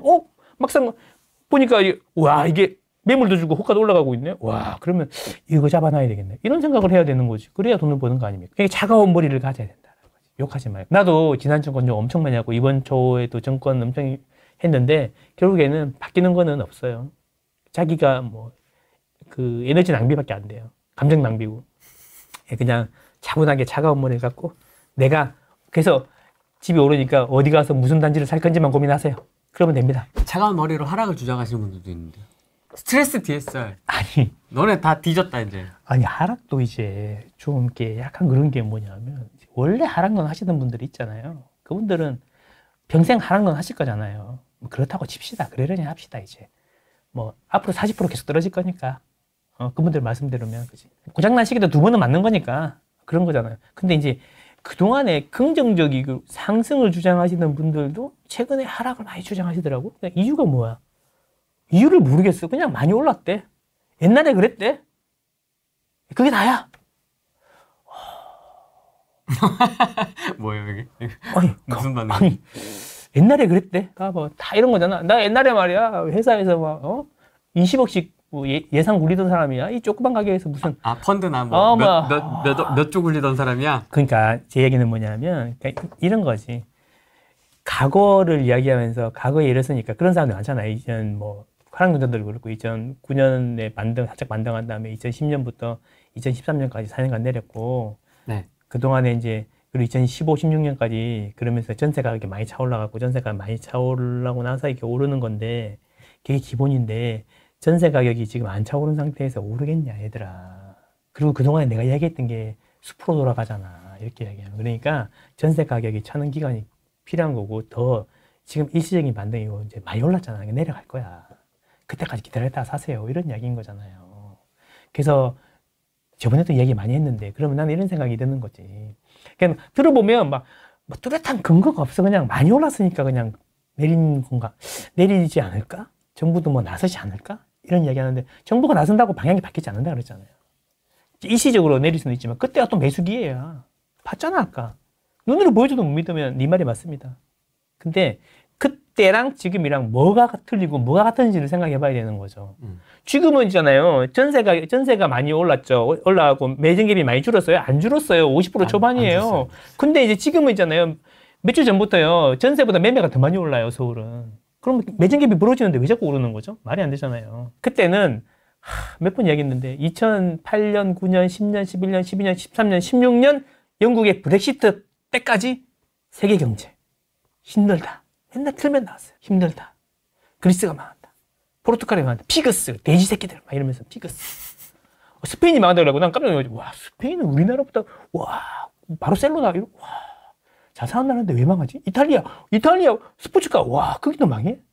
알고 봤더니 우리나라 더 잘 살아 이제. 그래서 그때 좀 약간 환상이 깨졌어. 그치 환상이 깨졌어. 확 깨더라고. 확 깨더라고. 스페인, 이탈리아 별거 없네. 그러니까 와 별거 없네. 우리나라 국뽕 좀 차오르네. 약간 이런 느낌이었잖아. 그러고 보니까 박지성이 공도 잘 차고. 약간 그런 느낌이었잖아. 근데 그렇게 맨날 나왔기 때문에 심리가 완전 죽어 있었단 말이에요. 그거랑 지금은 2020년, 21년에 그 상승의 트라우마랑 2021년에 하락의 트라우마가 동시에 공존한다 그러죠. 내 속에서. 맞습니다. 근데 어느 쪽에다 무게추를 두느냐의 문제 아니겠습니까? 그러니까 오르니까 이쪽이 아까 있잖아요. 천사가 뭐 상승의 트라우마고 악마가 하락의 트라우마라고 합시다. 그러면 이게 두 개가 막 있는데 자꾸 서울 강남이 오른다 신고가 나온다 그러니까 이 천사 쪽의 트라우마가 더 빡세지는 거야. 죽창으로 팍 쑤시는 거지 이렇게 악마를 팍 새끼 막 이러면서 그런 사람들 그것 때문에 집이 조금만 오르니까 이제 전세로 사는 게 불리하다 생각이 있으니까 매매로 가는 거죠. 그 얘기는 뭐냐면 집은 전세가 올라야 사는 게 아니고요. 기대 수익률이 높을 때 사는 겁니다. 투자잖아요. 기대 수익률이 높을 때 사는 거고요. 그리고 기대 수익률이 없으면 임대로 사는 게 더 합리적이잖아요. 그건 비용의 문제인 거죠. 무슨 이야기냐면 10억짜리 집이 전세가 5억이야. 지금 서울이 그래요. 전세가율이 50% 초반이니까. 그러면 쉽게 생각하면 이런 거예요. 집이 오를 것 같으면 지금이라도 집이 그냥 10억, 11억, 12억 될 것 같으면 지금이라도 빚이 내서 능력이 되면 사면 되는 거죠. 그죠? 근데 안 오를 거라고 생각하면 왜 똑같은 집에 전세를 살거나 매매로 살거나 거주하는 건 똑같은데 물론 내 집은 아니지만 똑같은데 왜 매매로 해서 10억을 내고 살아? 그냥 5억 내고 살면 되지. 비용이 반인데? 이렇게 생각할 수 있지 않습니까? 전세 대출금리나 뭐 대출금리나 비슷하니까 매매 대출금리나 비슷하니까 그렇잖아요. 그게 비용의 문제가 되는 거죠. 기대 수익률이 낮으면 비용의 문제가 되는 거야. 그러면 이게 집이 어차피 안 오르니까 전세로 사는 게 훨씬 비용 대비 효율적이지. 그러니까 2010년부터 2013년까지는 뭐 금리도 낮았고 그다음에 공급도 부족했지만 매매가 안 오른 거지. 기대 수익률이 없으니까. 대신에 집을 안 사니까 뭘로 살아야 돼요? 전세로 살아야 되니까 비용의 문제잖아요. 그러니까 전세로 사니까 계속 전세가 오르는 거예요. 전세가 올라도 집을 사는 게 집은 내릴 것 같은데 왜 사? 기대 수익률이 마이너스니까 안 사는 거고. 그럼 비용이 계속 올라가네. 이러다가 거의 붙었어. 그러니까 이제 사는 거지. 차라리 그냥 전세는 계속 오르니까 그냥 집 하나 살까? 이러면서 이제 뭐 별 차이도 없는데 5천만 원 이렇게 차이 안 나는데. 그래서 이제 그때는 그렇게 해서 비용이 증가하면서 매매랑 붙어서 그래야 되는 거고 비용을 중시했다는 거지. 기대 수익률이 적으니까. 지금은 기대 수익률이 크기 때문에 전세로 사는 것보다 매매가 더 이익이라 생각하니까 매매로 가는 거죠. 전세가가 붙지 않더라도. 그렇지. 그래서 지금 이렇게 전세가가 안 붙었는데 매매가 확 올라가는 그런 현상이 생기는 거죠. 올드스쿨 옛날 대기업. 저 배울 때 올드스쿨 때는 전세가가 착 올라줘야 그렇지. 전세가가 매매가를 밀어 올리면서 가격 상승이 이제 시작이다. 그러니까 이익과 비용에 대한 컨셉을 알아야 되는 거지. 그러네요. 지금은 이익에 초점을 맞추는 거고 그때는 비용에 그때는. 그치.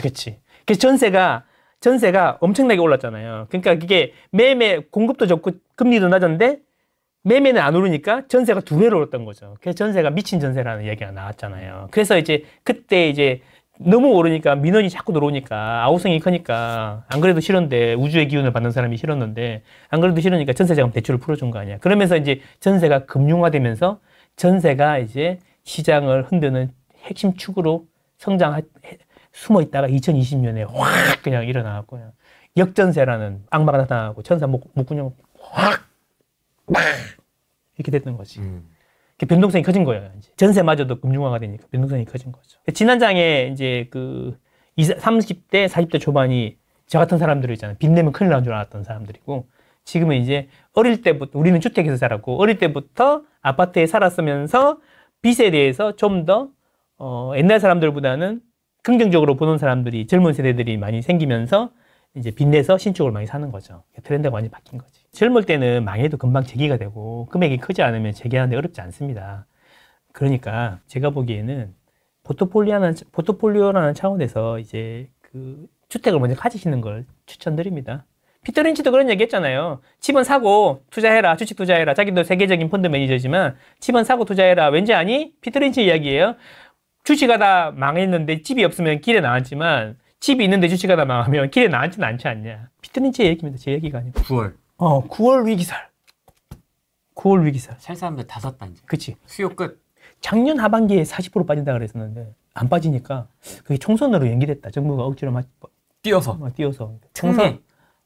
총선 때문에 BF 문제가 부실이 엄청 큰데 BF 부실을 드러내지 못하고 총선 끝나면 정리할 거다. 그래서 총선 끝나면 BF 부실 때문에 하락할 거다. 그랬는데 4월이 되니까 거래량이 늘더니 5월, 6월 되니까 폭발하고 그래서 이제 4월, 5월, 6월 거래량이 폭발하니까 이거는 일시적이고 이렇게 거래량이 폭발했다는 것 이야기는 수요가 소진됐다는 이야기다. 당겼었다. 그렇지. 7, 8, 9월 거래량이 떨어지면서 가격이 하락할 가능성이 매우 높다고 생각할 수 있겠다. 왜 이렇게? 아니 이게 강조하는 게 매우 높다고 할 수 있겠다. 매우 높다라고 판단할 수 있겠다. 약간 이렇게 자꾸 얘기하더라고. 매우 높습니다. 이렇게 얘기 안 하고 그렇게 얘기하더라고. 그래서 이제 또 7월달 거래가 터지니까 이거는 7월달에 원래 빠졌어야 되는 건데 스트레스 서설에서 DSR 때문에 빠졌어야 되는 건데 9월로 연기돼서 그렇다. 9월부터 빠질 거다. 거래량 줄고 수요도 소진됐고 이제 대출도 줄어드니까 그렇게 될 거다. 그런 주장. 볼까요? 동의하십니까? 안 하니까 이러고 왔겠죠. 너무 많이 올랐다. 상승 피로감. 네. 계절적 비수기다. 네. 그래서 거래가 없을 거다. 그리고 강동. 이게 올림픽 파크 이제는 둔촌주공이라고 하지 말자. 예, 올림픽 그렇게 청약받은 사람이 실패한 거다고 얘기했던 올림픽 파크 프레온 지금 13억에 청약했는데 지금 25억에 효과 나와요. 얼마 안 올랐어요. 한 12억 정도밖에 안 올랐죠. 청약 받으신 분들이 망한 거죠. 그런 거죠. 그분들은 다 잘 살고 있죠. 지금도. 집은 떨어지겠지만 청약 광고, 분양 광고는 해야 되고 그런 거 아니겠습니까? 스트레스 DSR을 시행하면은 집값이 떨어질 거다. 이게 어차피 집이 비싸니까 대출 받아서 집을 사는데 대출의 한도를 줄여버리니까 이게 사람들이 집을 못 사게 되면서 수요가 감소하고 집값이 떨어질 거다. 이런 이야기잖아요. 그래서 그게 스트레스 DSR이잖아요. 스트레스 DSR이 나온 원리는 아시나? 그런 건 얘기하나? 스트레스 DSR이 나온 건 뭐냐 하면 금리가 급등했었잖아요. 급등하면서 집이 확 하락이 한번 왔잖아. 네. 그걸 막기 위해서 그때도 안 망해야 되니까 스트레스 DSR 뭐냐면 금리가 3.5%인데 거기다가 스트레스 금리 1포인트를 가산해가지고 4.5포인트로 DSR을 계산하겠다. 이런 이야기인 거잖아요. 네. 그럼 이 이야기는 뭐냐면 금리가 올라가는 게 아니라 한도가 줄어드는 거예요. 이게 포인트죠. 3.5로 대출해주는 건 맞는데 한도 계산할 때는 4.5로 하겠다. 이런 그렇죠. 이야기인 거잖아요. 그렇죠. 그래서 한도가 조금 줄어드는데 그거를 바로 1%를 가산하면은 갑자기 충격이 갈 수 있고 힘드니까 이제 1단계 시행하고 2단계 시행하고 3단계 시행하면 0.5, 0.75 그 다음에 1% 이렇게 단계적으로 올리겠다. 근데 그걸 1단계는 이미 했고 2단계를 하는데 그걸 7월에 하려고 그랬는데 갑자기 정부가 부동산을 떠받치기 위해서 9월로 연기했다. 여기 보이시면 7월에서 9월로. 그래서 이제 9월 되면 떨어질 거다. 이런 이야기인 거죠. 그래서 이제 이게 스트레스 DSR을 시행하면 그럴 건다는 건데 이게 사실 이렇게 하면 뭐냐면 그래서 정부가 이거 하면서 내놓은 게 있어요. 이걸로 영향을 받는 사람들은 이제 시뮬레이션 했겠죠. 정부도 그냥 대충 하지 않습니다. 시뮬레이션 해봤더니 그러니까 지금 스트레스 DSR 해갖고 스트레스 DSR, 이제 DSR이 40%까지밖에 안 되니까 40% 한도로 풀로 받는 사람이 얼마나 되냐 하니까 7%. 그 사람들이 대출을 못 받는 게 아니라 그 사람들의 한도가 일부 깎이는 거죠. 일부 깎이는 거죠. 뭐 3억이던 사람 한도가 3억이었는데 2억 5천이 된다는 거. 2, 3천 깎이는 거죠. 그래서 집을 못 산다고요? 그러면 2, 3천 안 나오면 2, 3천 싼 걸 사겠죠. 중요한 건 그거예요. 대출을 받아서라도 집을 계속 사고 싶은 마음이 있냐 없냐가 중요한 거지. 그치? 내 10억짜리를 살 건데 딱 7억밖에 없어갖고 3억을 대출 받아서 10억짜리를 살라 그랬는데 한도가 3천만 원이 안 나오네. 야, 그럼 10억짜리를 포기하면 되겠네요. 그죠? 3천만 원이 없어가지고. 아니잖아요. 그렇진 않죠. 그렇진 않잖아. 아유, 형 그러면 조금 뒤쪽에 있는 거 9억 5천짜리 사겠죠. 그렇죠. 그게 뭐냐면 이게 한도를 줄이는 거는 수요를 옮기는 거지. 비싼 거에 싼 걸 옮기는 거지. 수요가 없어지는 게 아니라는 거지. 없어지는 게 아니라는 거죠. 그래서 이것도 크게 영향 없을 거다는 이야기죠. 그럼 1단계 했을 때 0.25 올랐는데 그때는 뭐 0.5였는데 올렸는데 그럼 0.5 올렸을 때 확 망했어야지. 왜 안 망했냐? 그러면 그렇게 얘기했잖아. 스트레스 DSR 1단계 시행하면 망할 거라고 그렇게 얘기하지 않았었나? 근데 더 올랐는데 어떡하지? 이게 금리가 오르는 게 아니라 한도를 축소하는 거기 때문에 그거에 맞춰가지고 또 그 다음 안 되면 딴 데서 구하거나 엄마로 아빠로 하거나 아니면 딴 데 조금 싼 데로 가겠지. 집이 계속 오른다는 기대 심리가 있는데 지금. 그래서 별로 영향이 없을 거다 이런 이야기죠. 문제는 뭐냐면 그러면 선생님이 말하는 그거죠. 망고쌤이 이야기하는 그거 아닙니까? 그러면 집을 계속 사고 싶은 심리가 있으면 옮기는 거잖아요. 그죠? 네. 10억짜리 아니라 9억 5천짜리 사면 되잖아요. 보세요. 이 심리 보세요. 이거 심리 무엇이나요? 이게 그거잖아요. KBS 나오는 거. 집을 사는 사람, 살라고 문의하는 사람이 많습니까? 팔라고 문의하는 사람이 많습니까? 아니면 비슷합니까? 요걸 해서 사는 사람이 많으면 이렇게 올라가는 거죠. 이 기울기 보이십니까? 이런 뚫고 올라가려고. 예, 이런 기울기를 델타 X분의 델타 Y로 하면 무한대가 나오는 거죠. 이게 마치 그 옛날에 루보의 주가 지수 같지 않습니까? 네.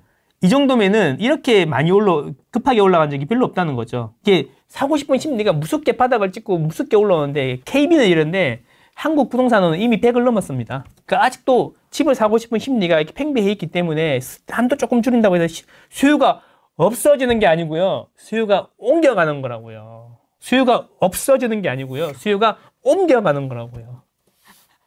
그래서 이거는 9월에 해도 별 영향 없을 거다. DSR 40% 한도 꽉 채워서 대출 받는 사람들이 생각보다 많지 않다는 거 잊지 마십시오. 정부에서는 7% 정도, 7에서 9% 정도라고 이야기하더라고요. 맞지 않네요. 네, 생각보다 많지 않다. 자, 이제 규제 지역을 선정할 거다 그러면 바로 풍선 효과가 나오는 거 아닙니까? 규제 지역, 풍선 효과.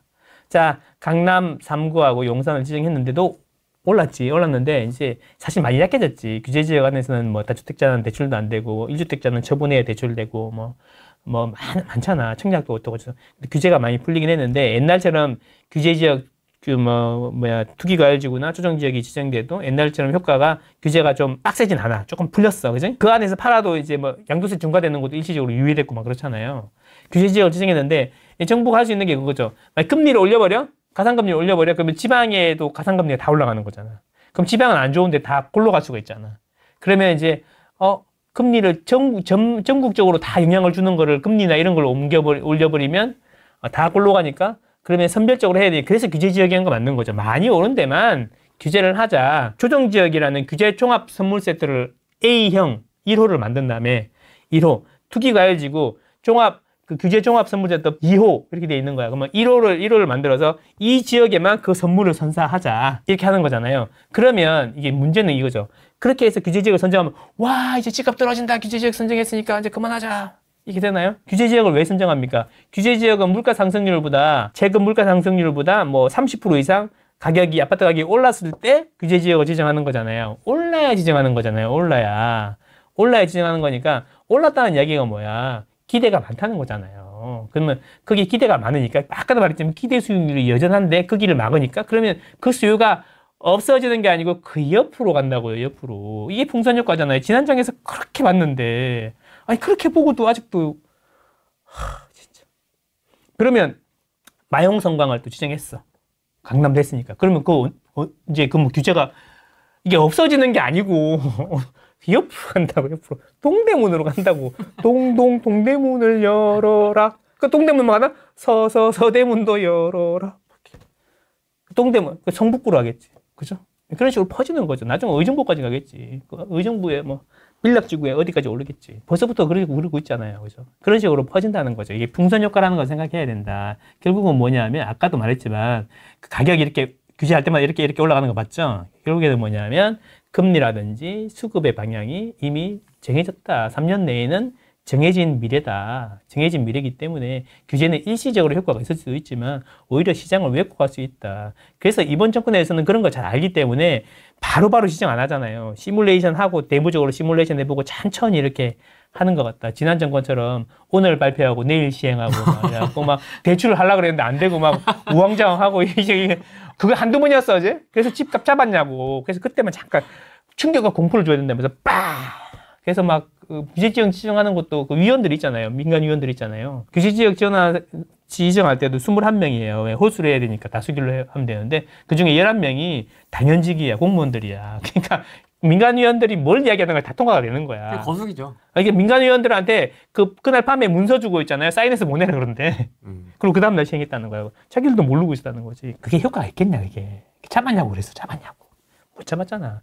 공급을 늘리고 금리를 올려야 되는데 금리는 못 올리는 거니까. 그런 거잖아. 그래서 맨날 경제부총리도 그렇고, 김현미 장관도 그렇고, 한국은행에다 금리 올려야 된다고 막 그러고 있었잖아. 어이가 없지. 코로나가 터졌는데 금리 올렸으면 어떻게 될 뻔했어. 그런 거죠. 자, 상승 피로감이 한번 이야기해 보겠습니다. 상승 피로감. 얼마나 올랐는데 도대체 그러는 거냐. 필요한지 안 필요한지. 얼마나 필요한지 보자. 간 때문인지 아닌지 보자. 이런 거죠. 간 때문인지 아닌지 보자. 1월부터 6월까지 정리를 해봤어요. 전국에 한국 부동산을 기준으로 많이 오른 데는 초록색, 많이 떨어진 데는 두근두근하니까 빨간색 해봤거든요. 그래서 올 상반기에 가장 많이 떨어진 데는 세종이고 마이너스 4.48%. 작년에 세종 좋다면서 많이 들어갔었는데 어떻게 하면 좋지? 다 계획이 있었겠지. 누구나 그럴싸한 계획이 있지. 하락을 처맞기 전까지는. 그죠? 그런데 이제 요거 4.48인데 오른 지역은 서울, 인천, 강원, 그 다음에 전북, 전북이라고 쓰고 전주라고 읽죠. 이렇게 있는데 미미하죠. 전북은. 강원도 미미하고 그 다음에 경기하고 인천, 경기도는 내렸어요. 서울만 올라서 0.72%, 72%가 정확히 말하면 퍼센트 0.72포인트 올라, 지수가 포인트 오른 거죠. 많이 올랐습니까? 삼성 많이. 저걸로만 보면 그렇게 많이 안 오르고. 겁나게 피곤합니까? 아니죠? 그죠? 근데 이게 평균이고, 이거 중에 이제 강남만 일부 지역만 급등했던 거죠. 그래서 정부가 지역적인 문제라고 얘기했던 거야. 디포와 50억. 그래서, 그치. 서울을 확대해서 보면 되잖아. 서울을 확대해서 봤어. 그랬더니 상반기에 제일 많이 오른 성동구, 송파구, 용산구, 마포구, 서초구, 광진구, 영등포구. 다 보면 상위 클래스들이 있죠. 그죠? 아, 성동이 1등이네. 그렇지. 성동구가 제일 많이 올랐어. 그래서, 근데 1.95포인트 올랐다는 거, 1.95포인트. 여기도 오르는 데만 올랐다는 거지. 그죠? 그러니까 오래된 것들은 안 오르고, 이제 신축들 위주로, 옥수 파크힐스, 레미안 리버젠 이런 거 있잖아요. 거모자이 이런 게 있잖아요. 그런 거 올랐겠죠. 그렇다는 거죠. 필요합니까? 잘 모르겠다. 그리고 이제 계절적 비수기 이야기가 나왔어. 계절적 비수기. 계절적 비수기라는 이야기는 뭐냐면, 가을이 별로 그래도 안 되고, 집도 많이 안 오른다는 이야기거든요. 그래서 내가 한번 뽑아봤어. 1986년부터 지금까지 월별로 매매가 상승률을 뽑아봤어요. 가을이 진짜 비수기고 가격이 안 오르는 거지. 해봤는데, 38년간의 데이터를 월별로 해봤더니, 5월, 6월이 비수기였는데, 5월, 6월 거래량 폭발했잖아. 그죠? 올해 가을하고 겨울에 많이 올랐어. 가을이 비수기예요? 가을 이사철 이것도 말도 안 되는 거예요. 옛날에 농사 지을 때나 추워지기 전에 이사하니까 가을에 이사를 많이 갔지. 농사 끝나고. 지금은 가을 이사철이 아니고 겨울 이사철이지. 요즘엔 난방도 잘 나오고 차로 하잖아. 그 언제적 농업시대 이야기야. 가을 이사철은. 요즘엔 겨울이지. 왜? 발령도 겨울 1월 1일에 안 하고, 그죠? 학년도 1월 1일에 올라가고, 애들도 중학교 들어가기 전에 이사 가야 되니까 겨울에 이사 가야 되잖아요. 그래서 가을, 겨울에 계약하고, 근데 또 학군지는 수능 끝나기 전에는 집 바라보러 안 다녀요. 11월. 수능 공부할 때는 안 돌아다닌다고. 겨울이 비수기지? 겨울이. 그런데 이거는 너무 옛날이니까 최근 10년 한번 봅시다. 최근 10년. 좀 다릅니다. 누가 가을 비수기래? 가을이 제일 많이 올랐어. 9월 비수기 얘기한 사람 나와. 그러니까.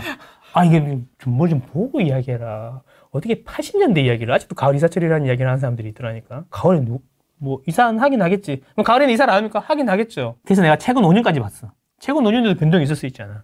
이게 거의 36년 데이터랑 최근 데이터랑 달라진 점이 있다면 겨울보다는 가을이 많이 오른다는 이야기. 이건 최근 5년. 누가 가을에 비수기를?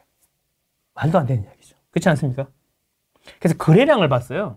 비수기면 거래도 떨어지고 가격 뭐 거래량도 줄어야 되잖아. 그래서 봤더니 이걸 또 전체를 2006년부터 지금까지 월별 평균 매매 거래량을 본 거예요. 실거래 기준으로. 봤더니 누가 가을이 비수기냐? 매매 거래량이 적어요? 오히려 지금 5월, 6월, 7월이 매매 거래량이 적은 편인데 지금 폭발했잖아. 그러면 지금 이 통계를 볼 때는 5월, 6월이 비수기고 오히려 가을이 성수기인데 그러면 거래량이 더 터지고 더 가격이 올라가야 되는 거 아닙니까? 그러면 동부권 전세 하락에 대해서 또 이야기 한번 해요. 이거는 너무 이야기해가지고 너무 이야기하고 내가 뭐 둔촌 파크 보레온 이야기하면은 조회수 별로 안 나오는데 하락한다는 사람들이 이야기하면 또 많이 나오더라고. 아, 그래요? 그렇더라고요. 이게 이제 연도별 입주 물량인데 네. 강동구를 갖고 와봤어요. 강동구 보니까 입주 물량이 많긴 많아요. 그죠? 많긴 많은데 이게 이제 우리 그 그라시움, 아르테온이라고 고덕지구에 평택 고덕 말고 고덕지구에 재건축되면서 입주할 때 그때예요. 그러니까 잠실지구에 이제 저층 아파트들이 입주할 때랑 비슷한 거죠. 이렇게 입주 물량이 이렇게 많았다는 거야. 3년 동안에 이렇게 많이 입주 물량 거의 2만 세대거든요. 근데 이번에 파크 프레온이 1만 2천 세대가 한 번에 들어오는 거죠. 한 번에. 그러면 사실 옛날에는 지속적으로 입주 물량이 많았고 이번에는 원샷에 그냥 막 강력한 거지. 네. 총량으로 보면 여태가 더 많았죠. 3년 동안 들어온 게 많은데 문제는 뭐냐면 이게 들어오면 제로예요. 이제. 자, 그러면 비교를 하려고 그러면 자 봅시다. 그러면 서울 얘가 입주 물량이 터져갖고 전세가 빠지고 전세가 빠지면서 전세 가격도 서울 전체가 안정이 되고 그 다음에 매매 가격도 좀 하락하고 뭐 이런 거 아니야? 이런 이야기 아니야? 말이 된다 생각해? 자, 봐. 이게 서울의 입주 물량이거든요. 이게 작년이고요. 이게 올해.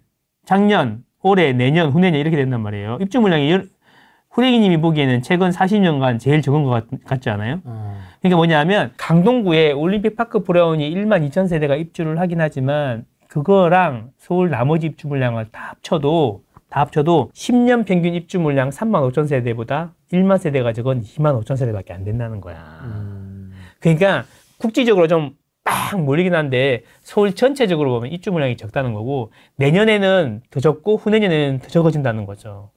그러니까 이게 전체적으로 전세 가격도 안정시켜갖고 이제 막 하락으로 가고 매매도 하락으로 가고 그럴 수 있을까라는 거죠. 강동구 자체는 조금은 느려지겠지만 서울 전체적으로 보면은 너무 부족하다. 그게 콜마 있다. 작년에도 부족했고 올해도 부족하고 내년에는 더 부족하고 후내년에는 더 부족하다. 근데 이걸 당장 해결할 수가 없다. 왜? 집을 지금 착공해도 3년 뒤 2027년에 입주하니까 2025년 6년은 100% 정해진 미래다. 2027년도 착공 물량이나 준공 물량 생각해보면은 2026년에는 크게 다르지 않을 거다. 그렇게 보면 3, 4년은 정해진 미래다, 서울은. 어떡할 거야, 이제. 어떡할 거야. 전세는 계속 오를 거야. 누구한테 얘기하시는 거예요? 어떡할 거예요? 아니, 그냥. 어떡할 거야, 뭐. 그러니까 그게 하반기에 하락론을 다 이렇게 봤는데, 되겠어요? 하락이? 어떻게 생각하십니까?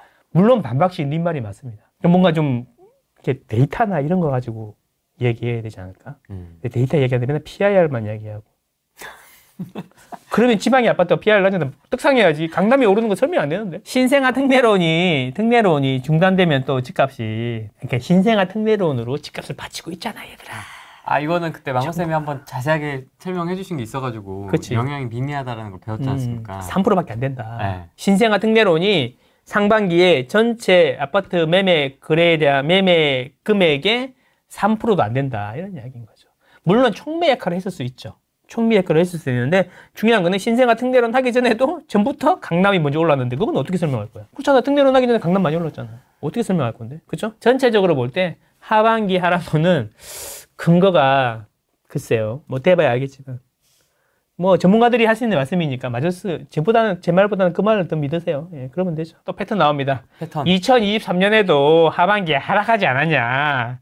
똑같다. 2024년에도 하반기에 하락할 거다. 이런 이야기지. 왜? 수요가 소진됐으니까. 그때도 가을에 막 우수수 했죠. 그렇지.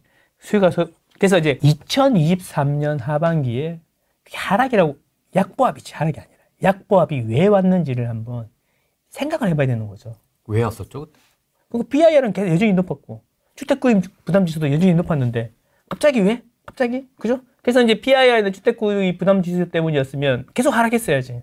40%도 빠졌어야지. 그 왜?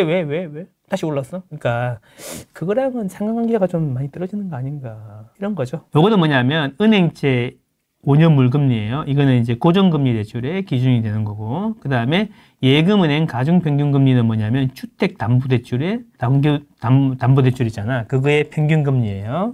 자, 그리고 이 빨간색은 뭐냐면 서울의 아파트 실거래 가격 지수입니다.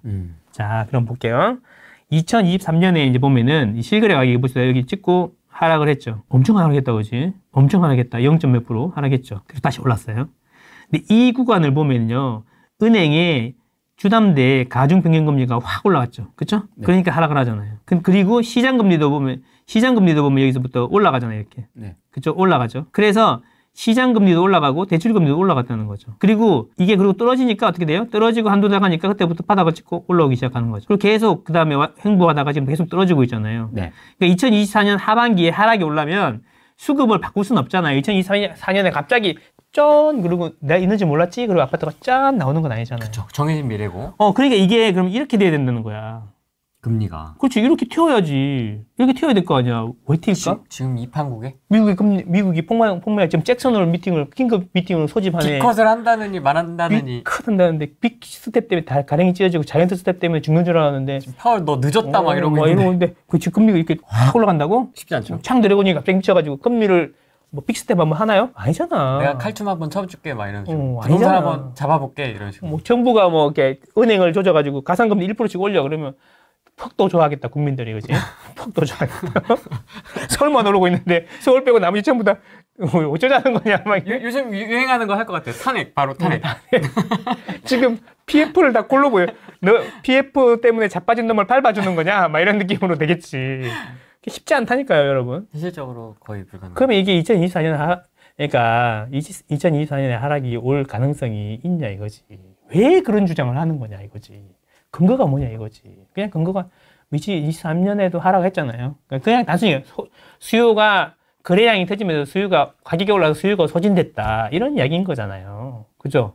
그럼 수요가 기대 심리가 있는데 수요가 소진된 게 아니라 가격이 비싸면 그 수요가 옆으로 간다니까요. 매매를 안 가면 전세라도 가겠죠.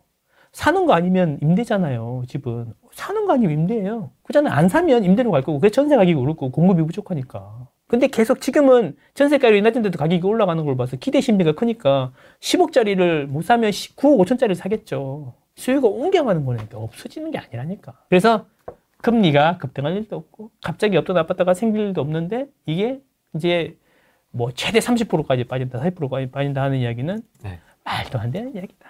이런 이야기. 여기 써주셔야 되는 거 아니야? 하방이 그 하락론자들이 주장한 것처럼 그 뭐 30%, 20%, 30% 빠질 확률이 높다, 매우 확률이 높다 이런 이야기는 말도 안 되는 이야기고. 말도 안 됨 써줘야죠. 말도 안 돼. 갑자기 금융위기가 와가지고 뭐 금리가 급등하지 않는 이상 그럴 일은 없을 거다. 근데 그걸 금융위기 오는 거를 맞출 수 있는 어떻게 맞춰? 그걸 어떻게 알아? 그럼 내가 어떻게 알아요? 동네 아저씨인데. 이제 위기가 만약에 온다. 그럼 이제 거기는 잭팟 터지는 거고요. 그렇지. 그럼 여기는 이제 도계자 박는 거고. 인생을 이제 그게 확률 낮은 데다가 자꾸 베팅을 하다 보면은 힘들어요, 여러분. 그렇죠? 그래서 제 이야기는 뭐냐면 네. 강남 버스는 떠났다는 이야기예요. 맞죠? 원베일리 봤습니까? 48억 거래설, 아니 58억 거래설 뜨고 나서부터 그 다음에 45억까지는 실거래 신고됐던데 58억 거래설 뜨길래 실거래 신고도 됐더라고. 그리고 최근에 60억 거래설이 있더라고요. 60억인데 몇 평이야? 34평이더라고요. 뭐 원베일리 파노라마 뷰다, 한강 파노라마 뷰다, 뭐 그런 이야기 하더라고. 이제 강남은 떠난 것 같지 않아? 뭐 언제가 전 국민이 뭐 다 반포 살 수는 없잖아요. 뭐 주머니에 한 50억씩 있잖아요, 현금. 그러면 반포 하지 말고 5천만도 없는데 무슨 그지? 그러니까 이제 뭐 돈은 남아 없는 건데 어쨌든 네. 그런 거잖아요. 그러면 강남 버스는 떠났으니까 지금이라도 자산을 형성하고 싶다, 부동산 자산을 형성하고 싶다라고 그게 동의하신다면 지금 우리가 할 일은 뭐냐면 미국 주식이 어제 폭락했으니까 아니면 하반기에 하락론을 계속 주장을 하시니까 많이 올랐으니까 이런 생각을 하지 말고 여기서 나는 어떤 선택을 해야 될 건가 이런 생각을 해봐야 되는 거예요. 그래서 금리는 최고점 대비해서 20% 이상 빠졌고요. 18%인가 빠졌고 그 2020년 대비해서 유동성 2021년 대비해서 유동성 같은 경우는 M2 같은 경우 24%가 늘었단 말이에요. 그 집값은 그리고 25% 30% 빠졌고 뭐 반값 나왔다고 막 그렇게 떠들더만 하락론자들은 그 집값은 많이 빠지고 금리는 떨어지고 유동성은 많이 늘어났는데 어떻게 집이 떨어집니까? 급락을 합니까? 그런 거죠. 야, 내가 이런 거야. 지금 이야기하는 너무 비싸니까 떨어져야 비싼 정의가 뭐야? 너무 비싸니까 떨어진다 그러는데 그런 거죠. 야, 씨, 새우깡이 1,200원이 뭐야? 나 때는 100원에서 100원. 야, 그때보다 야, 봉지가 커졌어? 양이 늘었어? 근데 왜 1,200원? 말도 안 돼. 너무 비싸지. 이런 이야기 똑같은 거야. 너무 웃긴 이야기인 거지. 그 오히려 뭐 새우깡을 사는 게 아니라 뭐 이렇게 질소를 샀더니 새우깡을 주고 막 그러잖아요, 요즘에는. 양이 더 줄었잖아. 그러니까 그런 거 생각해 봐야 되는 거지. 돈이 계속 늘어나는데 어떻게 집값이 떨어집니까? 땅이 넓어지는 것도 아닌데 강남 땅이 계속 2배, 3배 되는 것도 아니잖아요. 집을 산다고 마음을 먹었다면 이제 강남버스는 떠났으니까 상승의 확산이라는 걸 생각해 봐야 된다는 거야. 강남이 올랐고 거래량이 터졌잖아요. 또 마용성 광도 올랐잖아요. 근데 이제 저는 이렇게 하죠. 강남 3구 플러스 6. 강동, 광진, 성동, 용산, 동작, 마포 이렇게 6개구가 강남 3구까지 3 플러스 6 여기가 되게 중요한데 여기들은 이미 많이 올랐다. 근데 그 구 안에 들어가면 또 구 안에서도 상승이 달라. 대장이면서 신축은 올랐는데 구축이면서 이런 데는 안 올랐어. 부대장. 그치. 그런 게 중요하다는 거죠. 성동구가 다 올랐다고 해서 성동구를 포기 못 하시는 분은 A급 말고 B급이나 C급을 보면 되는 거지. 근데 나는 신축으로 가야겠어. 그러면 이제 성동구 다음으로 거래량이 터질 구를 찾아가면 되는 거지. 그럼 동대문에 또 가면은 또 전농동, 답심리, 청량리 또 이런데 벌써 거래량이 터지고 있거든요. 그 중에서도 약간 거래량이 안 터지고 호가가 아직 안 오르는 이런 데를 선점을 해야죠. 이런 식으로 가는 겁니다. 차차 확산이 이렇게 차근차근 되는데 지역 안에서도 있지만 지역 내에서도 분명히 있다는 거예요. 그게 ABC 이론이잖아요. ABC가 계속 반복되는 거예요. 지역 내에서도 반복되고 상품권에도 반복되고 이런 거죠. 그렇게 보는 거죠. 그러면 이제 상승의 확산이라는 게 알아야 되는데 확산이 어디까지 됐냐 이런 거 하려고 그러면 자, 서울 같은 경우에는 이렇게 거래량이 이렇게 보면은 거래량이 4월, 5월, 6월 경기도는 계속 늘어나고 있잖아요. 근데 늘어나고 있긴 한데 경기도는 지역이 되게 크지 않습니까? 서울하고 경기만 늘어나는데 서울은 보면은 폭발했잖아요. 그죠? 네. 폭발했잖아. 그러면 이 이야기는 뭐냐면 서울의 거래량이 매우 많이 늘었다는 이야기잖아요. 그러면 상승의 패턴이라는 게 있잖아. 이거는 제 이야기 아니라 국토연구원 자료예요. 가격이 내려가면 그 매물이 쌓이죠. 안 팔리니까. 그렇죠? 매물이 쌓이죠. 그 이게 다시 바닥을 찍고 올라가려고 그러면 어떻게 되냐면 거래가 돼야죠. 매물 해소되는 단계가 있어야 되잖아요. 그럼 거래량이 먼저 일어나야 돼. 거래량이 일어나면서 거래량이 터지면서 매물이 해소가 되고 나면은 주인들이 이제 이런 거지. 야, 아랫집이 8억에 거래가 됐대. 여보, 우리는 얼마 내야지? 우리는 8억 천. 야, 우리는 15층이고, 우리는 뭐 8층인데, 우리는 그럼 뭐 올려야 되는 거 아니야? 근데 마침 전화가 와. 사모님, 8억 천에 내놓으셨죠? 그 손님 있는데 보러 갈까요? 막 그러면서, 아, 그래요? 예, 잠깐만요. 이러고 있는데, 부재중 전화가 띠띠띠띠 오는 거지, 보니까. 다른 부동산에서 전화가 오고 있는 거야. 그러면, 잠깐만요. 우리 남편이랑 상의 좀 해볼게요. 딱 끊고, 여보야, 전화가 막 오는데? 우리가 너무 싸게 내놨다. 그치? 9억으로 올려. 이러면서 호가가 올라가고, 또는, 야, 팔지 말자. 뭐 급하지도 않는데. 강남 너무 올라서 어차피 못 가니까 팔지 말자. 그러면서 거래량이, 호가가 올라가거나 아니면 매물이 줄어들죠. 그래서 패턴이 뭐냐면, 거래량이 늘고, 호가가 올라가고 매물이 줄면서 다시 가격이 상승하는 이런 패턴을 보인다는 거죠. 그러면 지금 보면 전형적으로 보면은 이 거래량이 일단 느는 게 중요하다는 거죠. 지금은 바닥을 찍고 올라가고 있는 단계니까 서울이 거래량이 6월달에 급증했으니까 서울이 제일 빨리 지금 움직이고 있다는 거고 경기도는 서울보다는 많이 늘어나지 않았잖아요. 그죠? 비율로 보면은 경기도는 일부 지역만 움직이고 있다. 과천, 분당, 인기 지역. 그치? 구성남의 신축들, 그 다음에 하남, 광명 이런 데 맨날 얘기 나오죠. 그리고 이제 용인의 수지, 영통 이런 데만 거래가 좀 있는 거죠. 맞아. 전화 통화할 때도 그런 데만. 그렇죠. 다 물어보시잖아요. 그게 이제 그거를 실시간으로 있잖아요. 돌아다니시는 분들은 그 지역이나 몇 군데만 보는데 실시간으로 그거를 눈으로 볼 수 있게 이렇게 만드는 걸 하고 있다는 거죠. 제가 지금은 여기 어디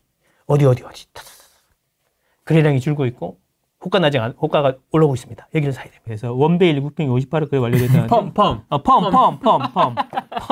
이게 이거 도대체 누가 해주는 거야 이거? 도대체? 이거 나오고 60억 바로 떴다 이런 거죠. 신고가 수준되고 있다. 이놈의 펌 거래 완료. 그래서 강남버스는 출발했다 이런 이야기죠. 그럼 이제 이런 이야기죠. 추격 매수를 할 거냐, 하급지로 갈 거냐 이런 이야기잖아요. 맞습니다. 추격 매수하기엔 너무 힘들다 이런 건데 그러면 어떻게 해야 되냐? 그러면 이제 다음 오를 것을 찾아야 되는데 거기는 거래량이 증가하고 호가 상승하고 매물이 감소하면서 다시 가격이 상승하는 이런 패턴을 보이니까 우리는 거래량이 일시적으로 증가하고 있고 호가 상승하고 매물이 감소하고 있는 데를 가서 잡으면 된다 이런 이야기죠. 단지를, 지역을. 잡으면 된다라는 거죠. 그럼 그걸 어떻게 알 거냐 이런 이야기인데 자 볼게요. 요거를 이렇게 보죠. 서울에 5월, 6월, 7월 거래량이에요. 근데 이거를 이제 신고가 한 달 뒤까지니까 총 60일 기준으로 거래 추이를 보는 거래량 추이를 보는 거죠. 자 5월보다는 서울이 6월 달에 거래량이 훨씬 더 많았죠. 네. 근데 6월도 깜짝 놀랐는데 7월이 6월보다 지금 더 거래량이 터지고 있죠. 그죠? 그래서 보면은 근데 5월에서 6월 늘어난 것보다는 6월에서 7월 늘어나는 게 더 폭이 작죠. 둔화. 그치. 이 이야기는 뭐냐면 거래량이 터지고 일부 지역은 거래량이 감소하고 있다. 그럼 거기는 뭐야? 감소하고 있다는 이야기는 거래 증가, 호가 상승, 매물 감소, 다시 가격 상승. 이걸 보이고 있다는 거잖아요. 자, 그러면 이 서울의 평균이고 자, 다음으로 한번 가볼게요. 이런 지역이요. 예를 들면 이런 지역은 뭐냐면 5월에 비해서 6월에 거래량이 폭발했는데 그 이후에 7월 거래량이 6월이랑 거의 비슷한 수준으로 가고 있다. 이 이야기는 뭐냐면 이 지역은 분명히 거래량이 감소하고 매물이 줄고 호가가 올라가고 있을 거다. 이런 이야기. 그죠? 그러면 우리는 뭐냐면 우리는 이렇게 되기 전인 곳을 찾아야 되는 거죠. 예를 들면 이런 곳이죠. 자, 보세요. 5월보다 6월이 거래량이 크게 늘진 않았어. 근데 6월보다 7월 거래량이 훨씬 늘어났어. 이 이야기는 뭐냐면 거래량이 폭발하고 있는 단계라는 거죠. 이구는. 자, 여기는 보면 거래량이 폭발하고 난 다음 4월이 이렇게 돼 있겠지. 아마 4월이 그린다면 4월이 이렇게 됐었겠죠. 이렇게. 됐어. 4월에서 이렇게 조금 전가 있다가 폭발 한번 하고 그 다음에 다시 거래량이 증가폭이 작아지는 거죠. 그럼 이렇게 어떤 얘기냐면 이 지역 안에서 A가 있고 B가 있고 C가 있을 거 아닙니까? 네. A 쪽에서는 이미 거래량이 감소하고 있고 이게 B에서는 거래량이 터지고 있고 C에서는 아직 시작 안 했고 그럴 거란 이야기죠. 그러니까 전체적으로 보면 6월, 7월 거래량은 증가량이 줄어들었는데 요 안에서는 좋은 데는 이미 다 팔렸고 이제 안 좋은 데로 계속 옮겨가고 있겠죠. 그래서 대장을 가려면은 이 지역이 아니라 이 다른 지역에 가서 이게 A를 노려야 되는 거죠. 아니면 이 지역 해야 된다 그러면 이제 더 구축 이런 식으로 접근해야 된다는 거죠. 그럼 제 얘기는 뭐냐면 이렇게 된 지역에서는 B급지나 C급지 아파트를 찾아봐야 되는 거고 안 되나 신축해야 되겠다. 그러면 요런 데는 이미 끝났으니까 요런 데는 B급지나 C급지로 가야 되는 거고 강남구로 보면은 대치라든지 개포는 이미 올랐고 이제 이런 수서 이야기가 나오는 게 이런 것 때문이라는 거죠. 1원이나 수서를 갈 거냐 아니면은 그다음에 다른 마용성에 좋은 데를 갈 거냐 또는 이게 성동구에 대입을 해보면 성동구에 옥스파크힐스나 레미안 리버젠, 금호파크자이 이런 데를 갈 거냐 아니면 벽산이라든지 뭐 약간 구축들 있잖아요. 뭐 저기 행당동에 있는 뭐 한진이라든지 대림이라든지 또는 뭐 서울숲 한진타운이라든지 이런 데를 갈 거냐 결정을 해야 되는 거죠. 아니면 동대문에 신축을 갈 거냐. 요거를 이제 요런 데이터를 보면서 해야 된다는 거죠. 그래서 지금 요런 데는 뭐냐면 이제 시작이라는 거지. 5월에 비해서 6월 거래량 증가폭이 적은데 7월은 확 늘었잖아요. 그럼 여기는 분명히 A급지에 매물이 소화되고 있을 거다. 이런 이야기. 이런 걸 만들고 있는 거죠. 그러니까 이게 동 레벨이고요. 이 데이터 형식은 처음 보는 것 같은데죠? 망스 뭐 촬영하면서? 이거를 일주일에 한 번 정도씩 데이터를 모았었는데 요걸 주기를 좀 빨리빨리 했죠. 이걸 이제 눈으로 보여주는 걸 만들었어요. 그러니까 하도 올 초에 거래량 이야기하길래 거래량 추이가 어떻게 되는지 보려고 그 실거래 데이터 수집할 때마다 데이터를 적재해 놓은 거죠. 이게 뭐냐면 이게 히스토리이기 때문에 만약에 실거래 데이터가 지금 전체가 다 있어도 히스토리는 없잖아요. 그래서 적재할 때마다 히스토리를 책 쌓아 놓는 거죠. 무슨 얘기냐면 지금 데이터를 다 받으면 6월이나 5월에 히스토리는 없잖아요. 근데 5월에 받을 때는 5월하고 4월하고 3월에 히스토리가 있잖아. 그래서 저장을 계속 해놓은 거죠, 이렇게. 그리고 몇 달치를 저장한 걸 보여드리는 거죠. 그러니까 이게 데이터를, 이 개념 컨셉도 잡아야 되지만 하루아침에 되는 게 아니야. 그리고 요즘에 특히 중요한 거는 우리 애들이 방학을 해하고 집에 있잖아. 저녁에 라이딩 하느라 바빠. 그래서 좀 빨리빨리 못하고 있어. 이건 뭐냐면, 자, 특정 단지인데, 요거 뭐냐면, 노원구에 있는 어떤 단지예요. 그 중에 84제곱미터, 전용 면적 84제곱미터, 그러니까 34평이라는 거, 32평이라는 거죠. 그죠? 그럼 여기에 보면은 이게 가격을 가렸어요. 가격만 보여줘도 다 알아서. 보면은 가격이 뭐냐면 이게 일주 사이에 변화예요. 매물이 33개에서 24개가 됐다는 거죠. 매물이 거의 뭐냐면 한 20% 이상 줄은 거죠. 줄고 가격은 이거 보시면 가격이 3천만 원 이상 올랐잖아요. 네. 호가가 올랐잖아요. 그러니까 이 단지는 뭐냐면 지금 매물이 빠르게 줄면서 호가가 오르고 있다는 거죠. 그치? 거래량까지 체크해보면 되겠죠. 그죠? 거래 증가, 호가 상승, 매물 감소. 이거는 사놓으면 오르겠죠. 돈 좀 벌겠지 않습니까? 그러네요. 이런 걸 만들고 있습니다. 이것도 데이터도 어제도 계속 모았어요. 계속 모았는데 다음 주가 되면은 이번 주 미국 주식 폭락으로 인해서 매물이 늘어나는지도 볼 수 있겠죠. 부동산 매물? 그렇지. 그거 보면 이제 그렇게 쫄아있잖아. 어제 그렇게 물어봤잖아. 글 하나 올렸는데 막 조회수가 막 700밖에 안 되던 게 막 2,400, 3,000 떴단 말이야. 내가 어제 부동산이 미국 주식 폭락이랑 부동산의 관계에 글을 올리니까 그러면 관심이 많다는 거잖아요. 근데 당장 오늘 지나니까 어때요? 일주일 뒤에 보자는 거지. 그래서 이런 이야기 하는 겁니다. 3040 아파트 매수가 폭발하고 있다. 이런 얘기 들어봤습니까? 40세 매수 비중이 늘었다. 이런 기사는. 이거는 저도 낯서네요. 영끌 30대 이어 돈 좀 있는 형님들 가세. 기사 제목도 참 잘 딴다. 영끌 30대에서 돈 좀 있는 형님들 가세. 서울 아파트 40대 매입 비중이 역대 최대다. 이런 이야기죠. 근데 이 역대 최대는 항상 조심해야 될 게 이 데이터를 집계해서 발표한 지가 몇 년 안 돼. 2020년인가 22년부터 발표했고 지금 몇 년 안 되는 거야. 매물수 역대 최대하고 똑같은 이야기인 거야. 매물수도 2021년부터 발표했잖아요. 어쨌든 지금 40대가 집을 많이 산다는 거지. 네. 이것만 봐도 이제 실거주자들이 많이 옮기고 있다는 거고, 네. 40대 형님들은 돈이 좀 있으니까 이분들은 출퇴근보다도 아이 교육이 중요하니까 학군지 위주로 많이 오르고 A급지 위주로 많이 오른다는 이야기가 되는 거지. 그러면 이 30, 40대들은 왜 집을 사는 걸까? 그런 고민을 해봐야 되는 거 아닙니까? 그죠? 그게 여러분들이랑 비슷한 생각을 갖고 있는 건지 한번 봅시다. 네. 일단 미친 전세 때문에 그렇다라는 거죠. 이게 매매인데요. 이 전세예요. 서울이. 빨간색 보이시나요? 이제 보면 전세도 지금 60 몇 주째 오르고 있는 1년이 넘게 서울이 전세가 오르고 있지 않습니까? 근데 이제 아까 말씀드린 대로 이제 매매가 더 많이 올라요. 매매가 더 빨갛죠. 전세보다. 어쨌든 전세가 자꾸 오르니까 이러다가 전세 자꾸 올려주니 집도 오르는데 집을 사는 게 낫지 않겠냐 이런 심리로 집을 사는 건데 자 그러면 봐봐요. 전세가 보면 60 몇 주째 계속 오르고 있고 같이 가다가 매매는 한번 살짝 빠지는 바람에 이제 조금 오른 것처럼 보이지만 매매도 전체 이 기간의 합을 보면은 전세 못지않게 많이 올랐다는 거예요. 그래서 결국 전세가 계속 오르니까 이참에 그냥 매매를 하는 게 낫지 않겠냐 이런 심리 때문에 집을 사는 것 같다는 거죠. 60, 30대 자 그리고 중요한 거는 뭐냐면 금리가 많이 하락했어. 최고점 대비로 전세자금 대출금리가 25.5% 하락했어. 금리가 25.5% 하락했다는 이야기는 이제 좀 더 높은 전세금을 대출받아서 내더라도 옛날이랑 비용 차이가 별로 없다는 이야기죠. 그렇죠. 그렇죠. 그러니까 좀 더 높은 전세도 허용이 되는 거야. 그치? 그러니까 전세가 더 빠르게 오르는 거죠. 물량도 없죠, 서울에는. 그 대출금리도 많이 떨어졌죠. 그러니까 전세가 빠르게 반등하는 거거든요. 그러니까 이렇게 집이 전세가 자꾸 오르니까 비용이 자꾸 증가할 것 같으니까 차라리 집을 사는 게 낫지 않나? 이런 생각으로 매수로 갈아타는 것 같다. 이런 이야기인 거예요. 금리도 떨어져. 입주 물량도 없어. 3년 동안 정해진 미래야? 그럼 무슨 생각을 할까? 야, 2년 뒤에도 전세가 많이 오르겠는데, 여보야? 여보, 강남 많이 오른다는데. 마영성도 오른대. 우리 옆에 있는 대리가 집 사가지고 쫄라 폼 잡고 다니던데. 짜증나다. 우리도 하나 살까? 망고쌤이 계속 오른다고 얘기했을 때 그때는 망고쌤이 이야기하는 것보다는 우리 옆에 있는 대리가 바로 옆에 있는 사람이 이야기할 때가 더 와닿잖아. 제가 100번 이야기해봐도 그냥 후랭이님이 지었다 그러면 오, 진짜 어디 샀어? 막 이렇게 막. 2025년 이게 25,000세대 이게 10년 평균이 35,000세대 여기거든요. 만세대 줄죠. 그 다음 어떡할 거예요? 2026년, 7년, 8년 어떡할 거야? 정해진 미래라니까. 갑자기 못 만든다니까 아파트를. 이 회색은 뭔지 아세요? 회색은 착공은 했는데 분양 안 한 걸 다 찾아서 집계한 겁니다. 숨은 입주 물량. 지금 실제로 그 분양한 거 기준으로 보면 정말 없는 것 같은데 착공한 거 다 찾아보면 다 이게 우리 또 제자들이 다 찾았습니다. 제자들. 숨은 입주 물량이라고. 근데 보통 이제 분양한 걸 기준으로 집계를 하니까 그 숨은 입주 물량이 많아갖고 하락할 거다라고 주장을 얼마나 많이 했어. 그런 사람도 있었잖아. 찾아보니까 아니더라는 이야기죠. 건설사들이 다 감추고 있다. 그러니까 안 되니까 이제 막 맨날 업무로 그냥 내가 틀린 게 아니고 얘들 때문에 그래. 그래서 이제 고민이 전세를 살까 매매를 할까 이런 고민에 빠지지 않겠습니까? 3040이 MZ는 아니잖아 솔직히.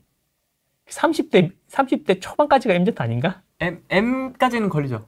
M입니까? M까지는 걸리죠. 40대도 그 30, 40대가 MZ가 미친 듯이 집을 사는 이유 전세가 올라서 그렇다. 자 그럼 집을 안 사는 이유는 뭘까? 1번 집이 안 오를 것 같으니까. 2번 전세 사는 것이 이득이니까. 아까 얘기했죠. 집이 안 오를 것 같으니까 10억짜리 집에 5억 전세 사는 게 똑같은 집인데 비싸게 살 이유가 없잖아. 그러니까 비용의 문제를 생각하는 거죠. 자, 집이 오를 것 같아서 집을 사는 사람들은 이제 오케이. 그러면 집이 안 오를 것 같은 사람들은 나중에 어떤 문제가 발생하냐는지를 지금 보여드릴게요. 전세로 산다고 칩시다. 그래서 이제 두 친구가 있었단 말이에요. 두 친구. 오늘 또 애니메이션. 이름이 주상승이에요. 집주자의 상승. 네. 주상승 씨하고 누구 닮았는데? 하나곤 씨. 네. 하랑논 씨죠. 네. 하나곤 씨 두 명이 있었다는 거죠. 세상이 비관적이잖아요. 딱 눈빛 봐도 잘생겼는데. 네. 얼마나 매력적이야. 세상을 긍정적으로 보고 있잖아. 5억짜리 집이 있는데 전세가 2억 5천이었어. 네. 근데 이 사람은 집이 오를 거라 생각해 집을 샀고, 하나곤 씨, 하랑논 씨는 이렇게 생각한 거죠. 아니, 똑같은 집인데 왜 5억 주고 집을 비싸게 주고 사서 들어가? 2억 5천 전세 사야 되는데 똑같은 집이잖아? 전세를 선택했어요. 그래서, 그래. 그래서 이 사람들은 어떻게 됐을까? 10년 뒤에. 이거죠. 10년이 흘렀습니다. 10년이.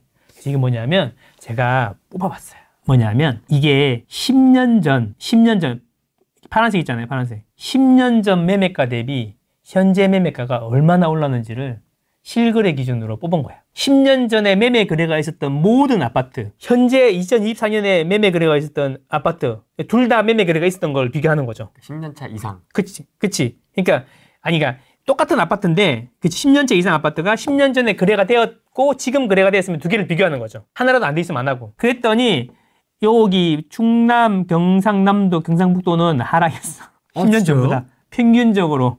오르는 건 몰랐다는 이야기겠죠. 야. 그죠? 근데 대부분의 지역이 다 올랐는데 서울은 130% 올랐어. 1.3배. 평균적으로 실거래 기준으로. 대단하지 않습니까? 자, 그 다음에 제주도 84, 경기도 66, 그 다음에 세종, 그 다음에 인천, 이런 식이라는 거예요. 그다음 대전, 광주, 그 다음에 강원도, 이런 수준이에요. 부산.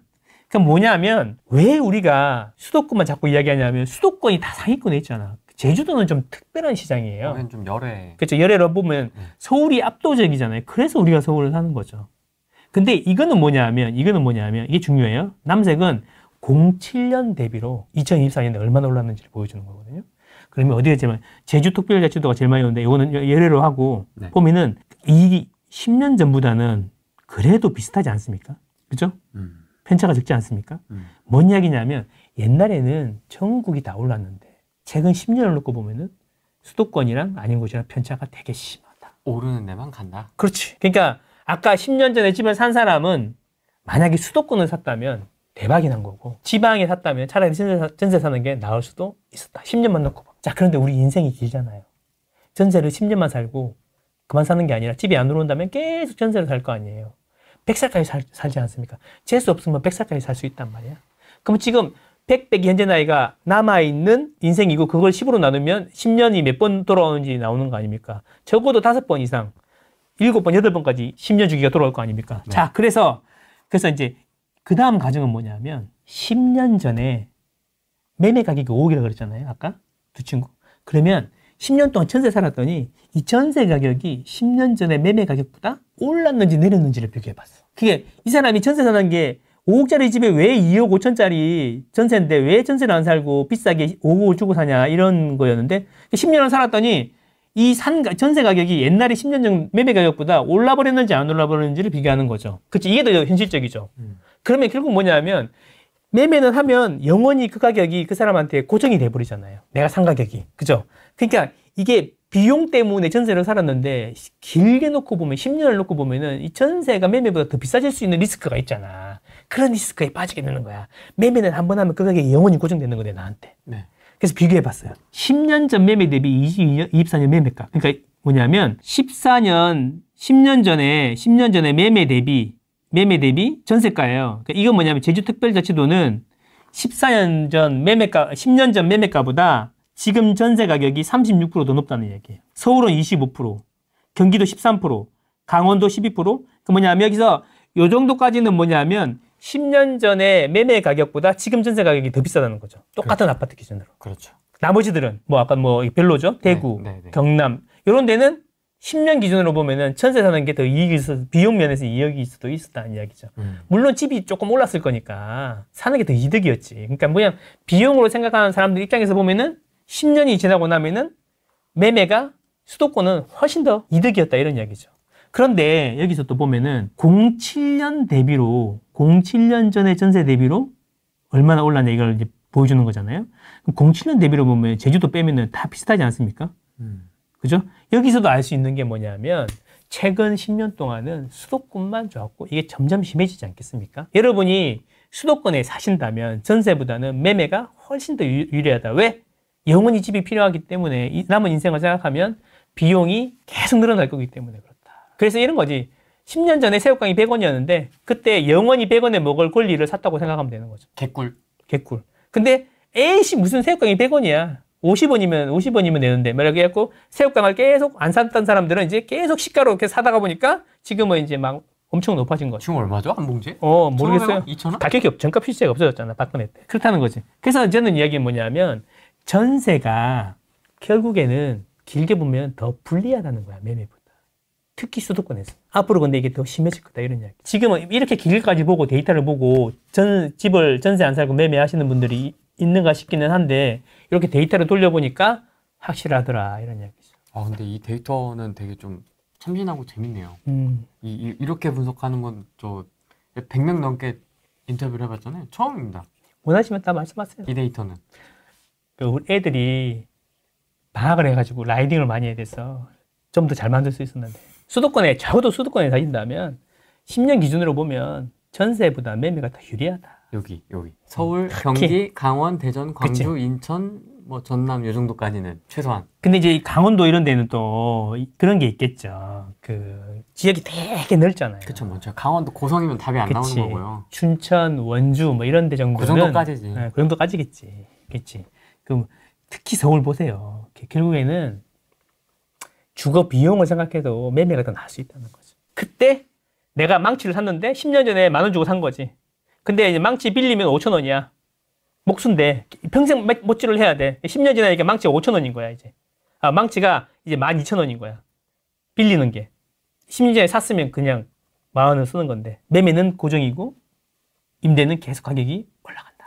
이런 이야기입니다. 그래서 여러분들은 집을 사야 돼. 그래서 다 오른 걸 사기가 좀 그러면 어느 지역에 어느 단지를 가야 되는지 그런 거 알아야 되는데 지금은 그걸 생각할 때다. 올 초에는 제가 계속 그거 얘기해서 금매를 잡아라. 맞아요. 금매 잡는 법 이런 얘기 했는데 지금 금매 없어요. 금매가 어디 있어요. 금매 없다고. 왜? 역전세가 제가 분명히 2년 전에 작년 초에 얘기했습니다. 올해 가을에 끝난다. 통계 그림 보여주면서 그죠?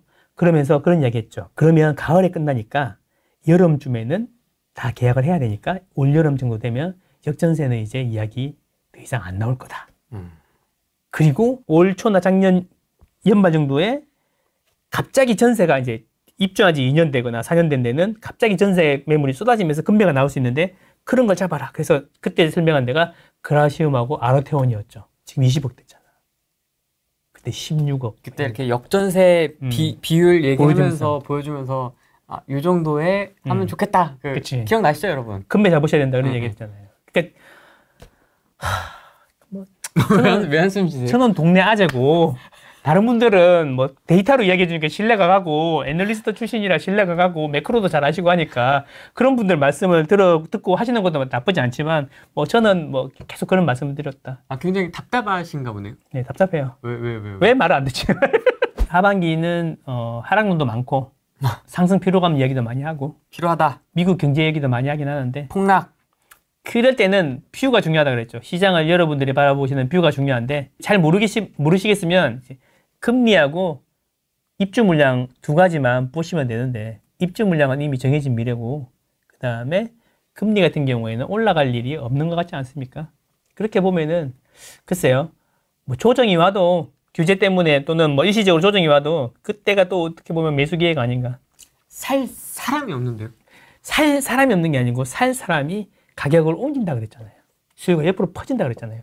이 누르면 짜부돼서 옆으로 간다고. 이게 바람이 이게 뭐 어디 가지 않잖아. 돈이 사라지진 않잖아요. 그렇죠? 그런 거 생각하시면 좋겠다. 그래서 그 잠실 S 이게 그래프 보여드렸잖아요. 이렇게 쭉 가지 않고 이렇게 그래서 재밌는 거야. 항상 변화가 있잖아. 직선은 너무 재미가 없잖아. 곡선이 재밌잖아요. 후락 내리락 뒤뚱 금리도 봐. 작년부터 그렇게 내린다 안 내린다 내린다고 막 이야기하고 막 한호하고 있으면 며칠 뒤에 안 내린다. 뒤뚱 우로리 이런 거죠. 그래서 인생이 재밌는 거 아니겠습니까? 근데 길게 놓고 보면은 방향은 이미 정해져 있는 것 같더라. 그런데 사람들이 다 짧게만 보고 오늘 할 일에 자기 인생, 자기 능력의 95%를 소모한다잖아요. 그러다 보니까 현실에 집중할 수밖에 없기 때문에 좀 멀게 못 보는데 알지만 그런 부분은 이제 우리가 또 후랭이 TV를 통해서 또 이렇게 큰 그림은 그려드리니까 잘 믿고 따라오시면 되시겠다. 쫄지 마. 쫄지 말라고요? 쫄지 마. Just do it. 네, 그럼 됩니다. 알겠습니다.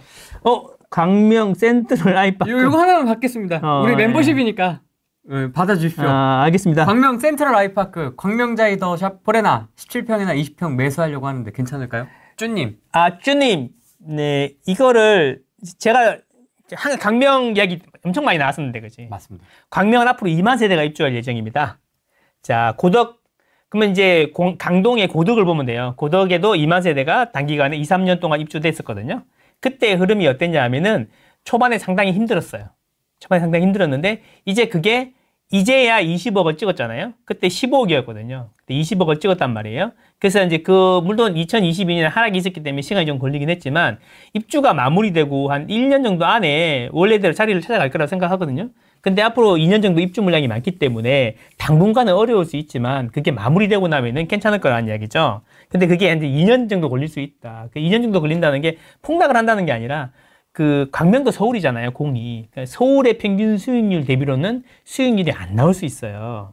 그러니까 수익률을 생각하고 사시는 경우에, 단기적인 2년 정도의 수익률을 생각하고 사시는 경우에는 성과가 안 좋을 수 있다. 근데 장기적으로 보면은 실거주 하시기에는 좋다. 그래서 제가 드리고 싶은 이야기는 뭐냐면, 실거주할 작정으로 사신다. 길게 실거주할 작정으로 하신다라고 하면은, 물론 17평, 20평이니까 아닐 것 같은데, 추천을 드리지만 2년 뒤에 이걸 사서 비과세 해가지고 옮기면서 차선을 불릴 생각이다. 그러면 다른 지역이 더 좋지 않을까 이런 생각을 해봅니다. 다른 훨씬 더 효율적인 카드가 많다. 광명이 떨어진다는 건 디스하는 게 아니라 시장 흐름이 그렇게 될 수 있다. 물량이 많으니까. 물량에 장사 없으니까 그런 부분을 생각하시면 될 것 같습니다. 그렇죠. 가성비나 기간 대비 수익률을 또 생각 안 할 수가 없죠. 그렇죠. 예. 근데 17평인데 20평 이야기 하시는 거 보니까 투자인 것 같아요. 예, 그러신 것 같아서 이제 그죠? 그런 이야기 드리는 겁니다. 네. 예. 도움이 되셨기를 바랍니다. 네. 알겠습니다. 오늘 여기까지 하겠습니다. 고맙습니다. 고맙습니다. 안녕. 안녕.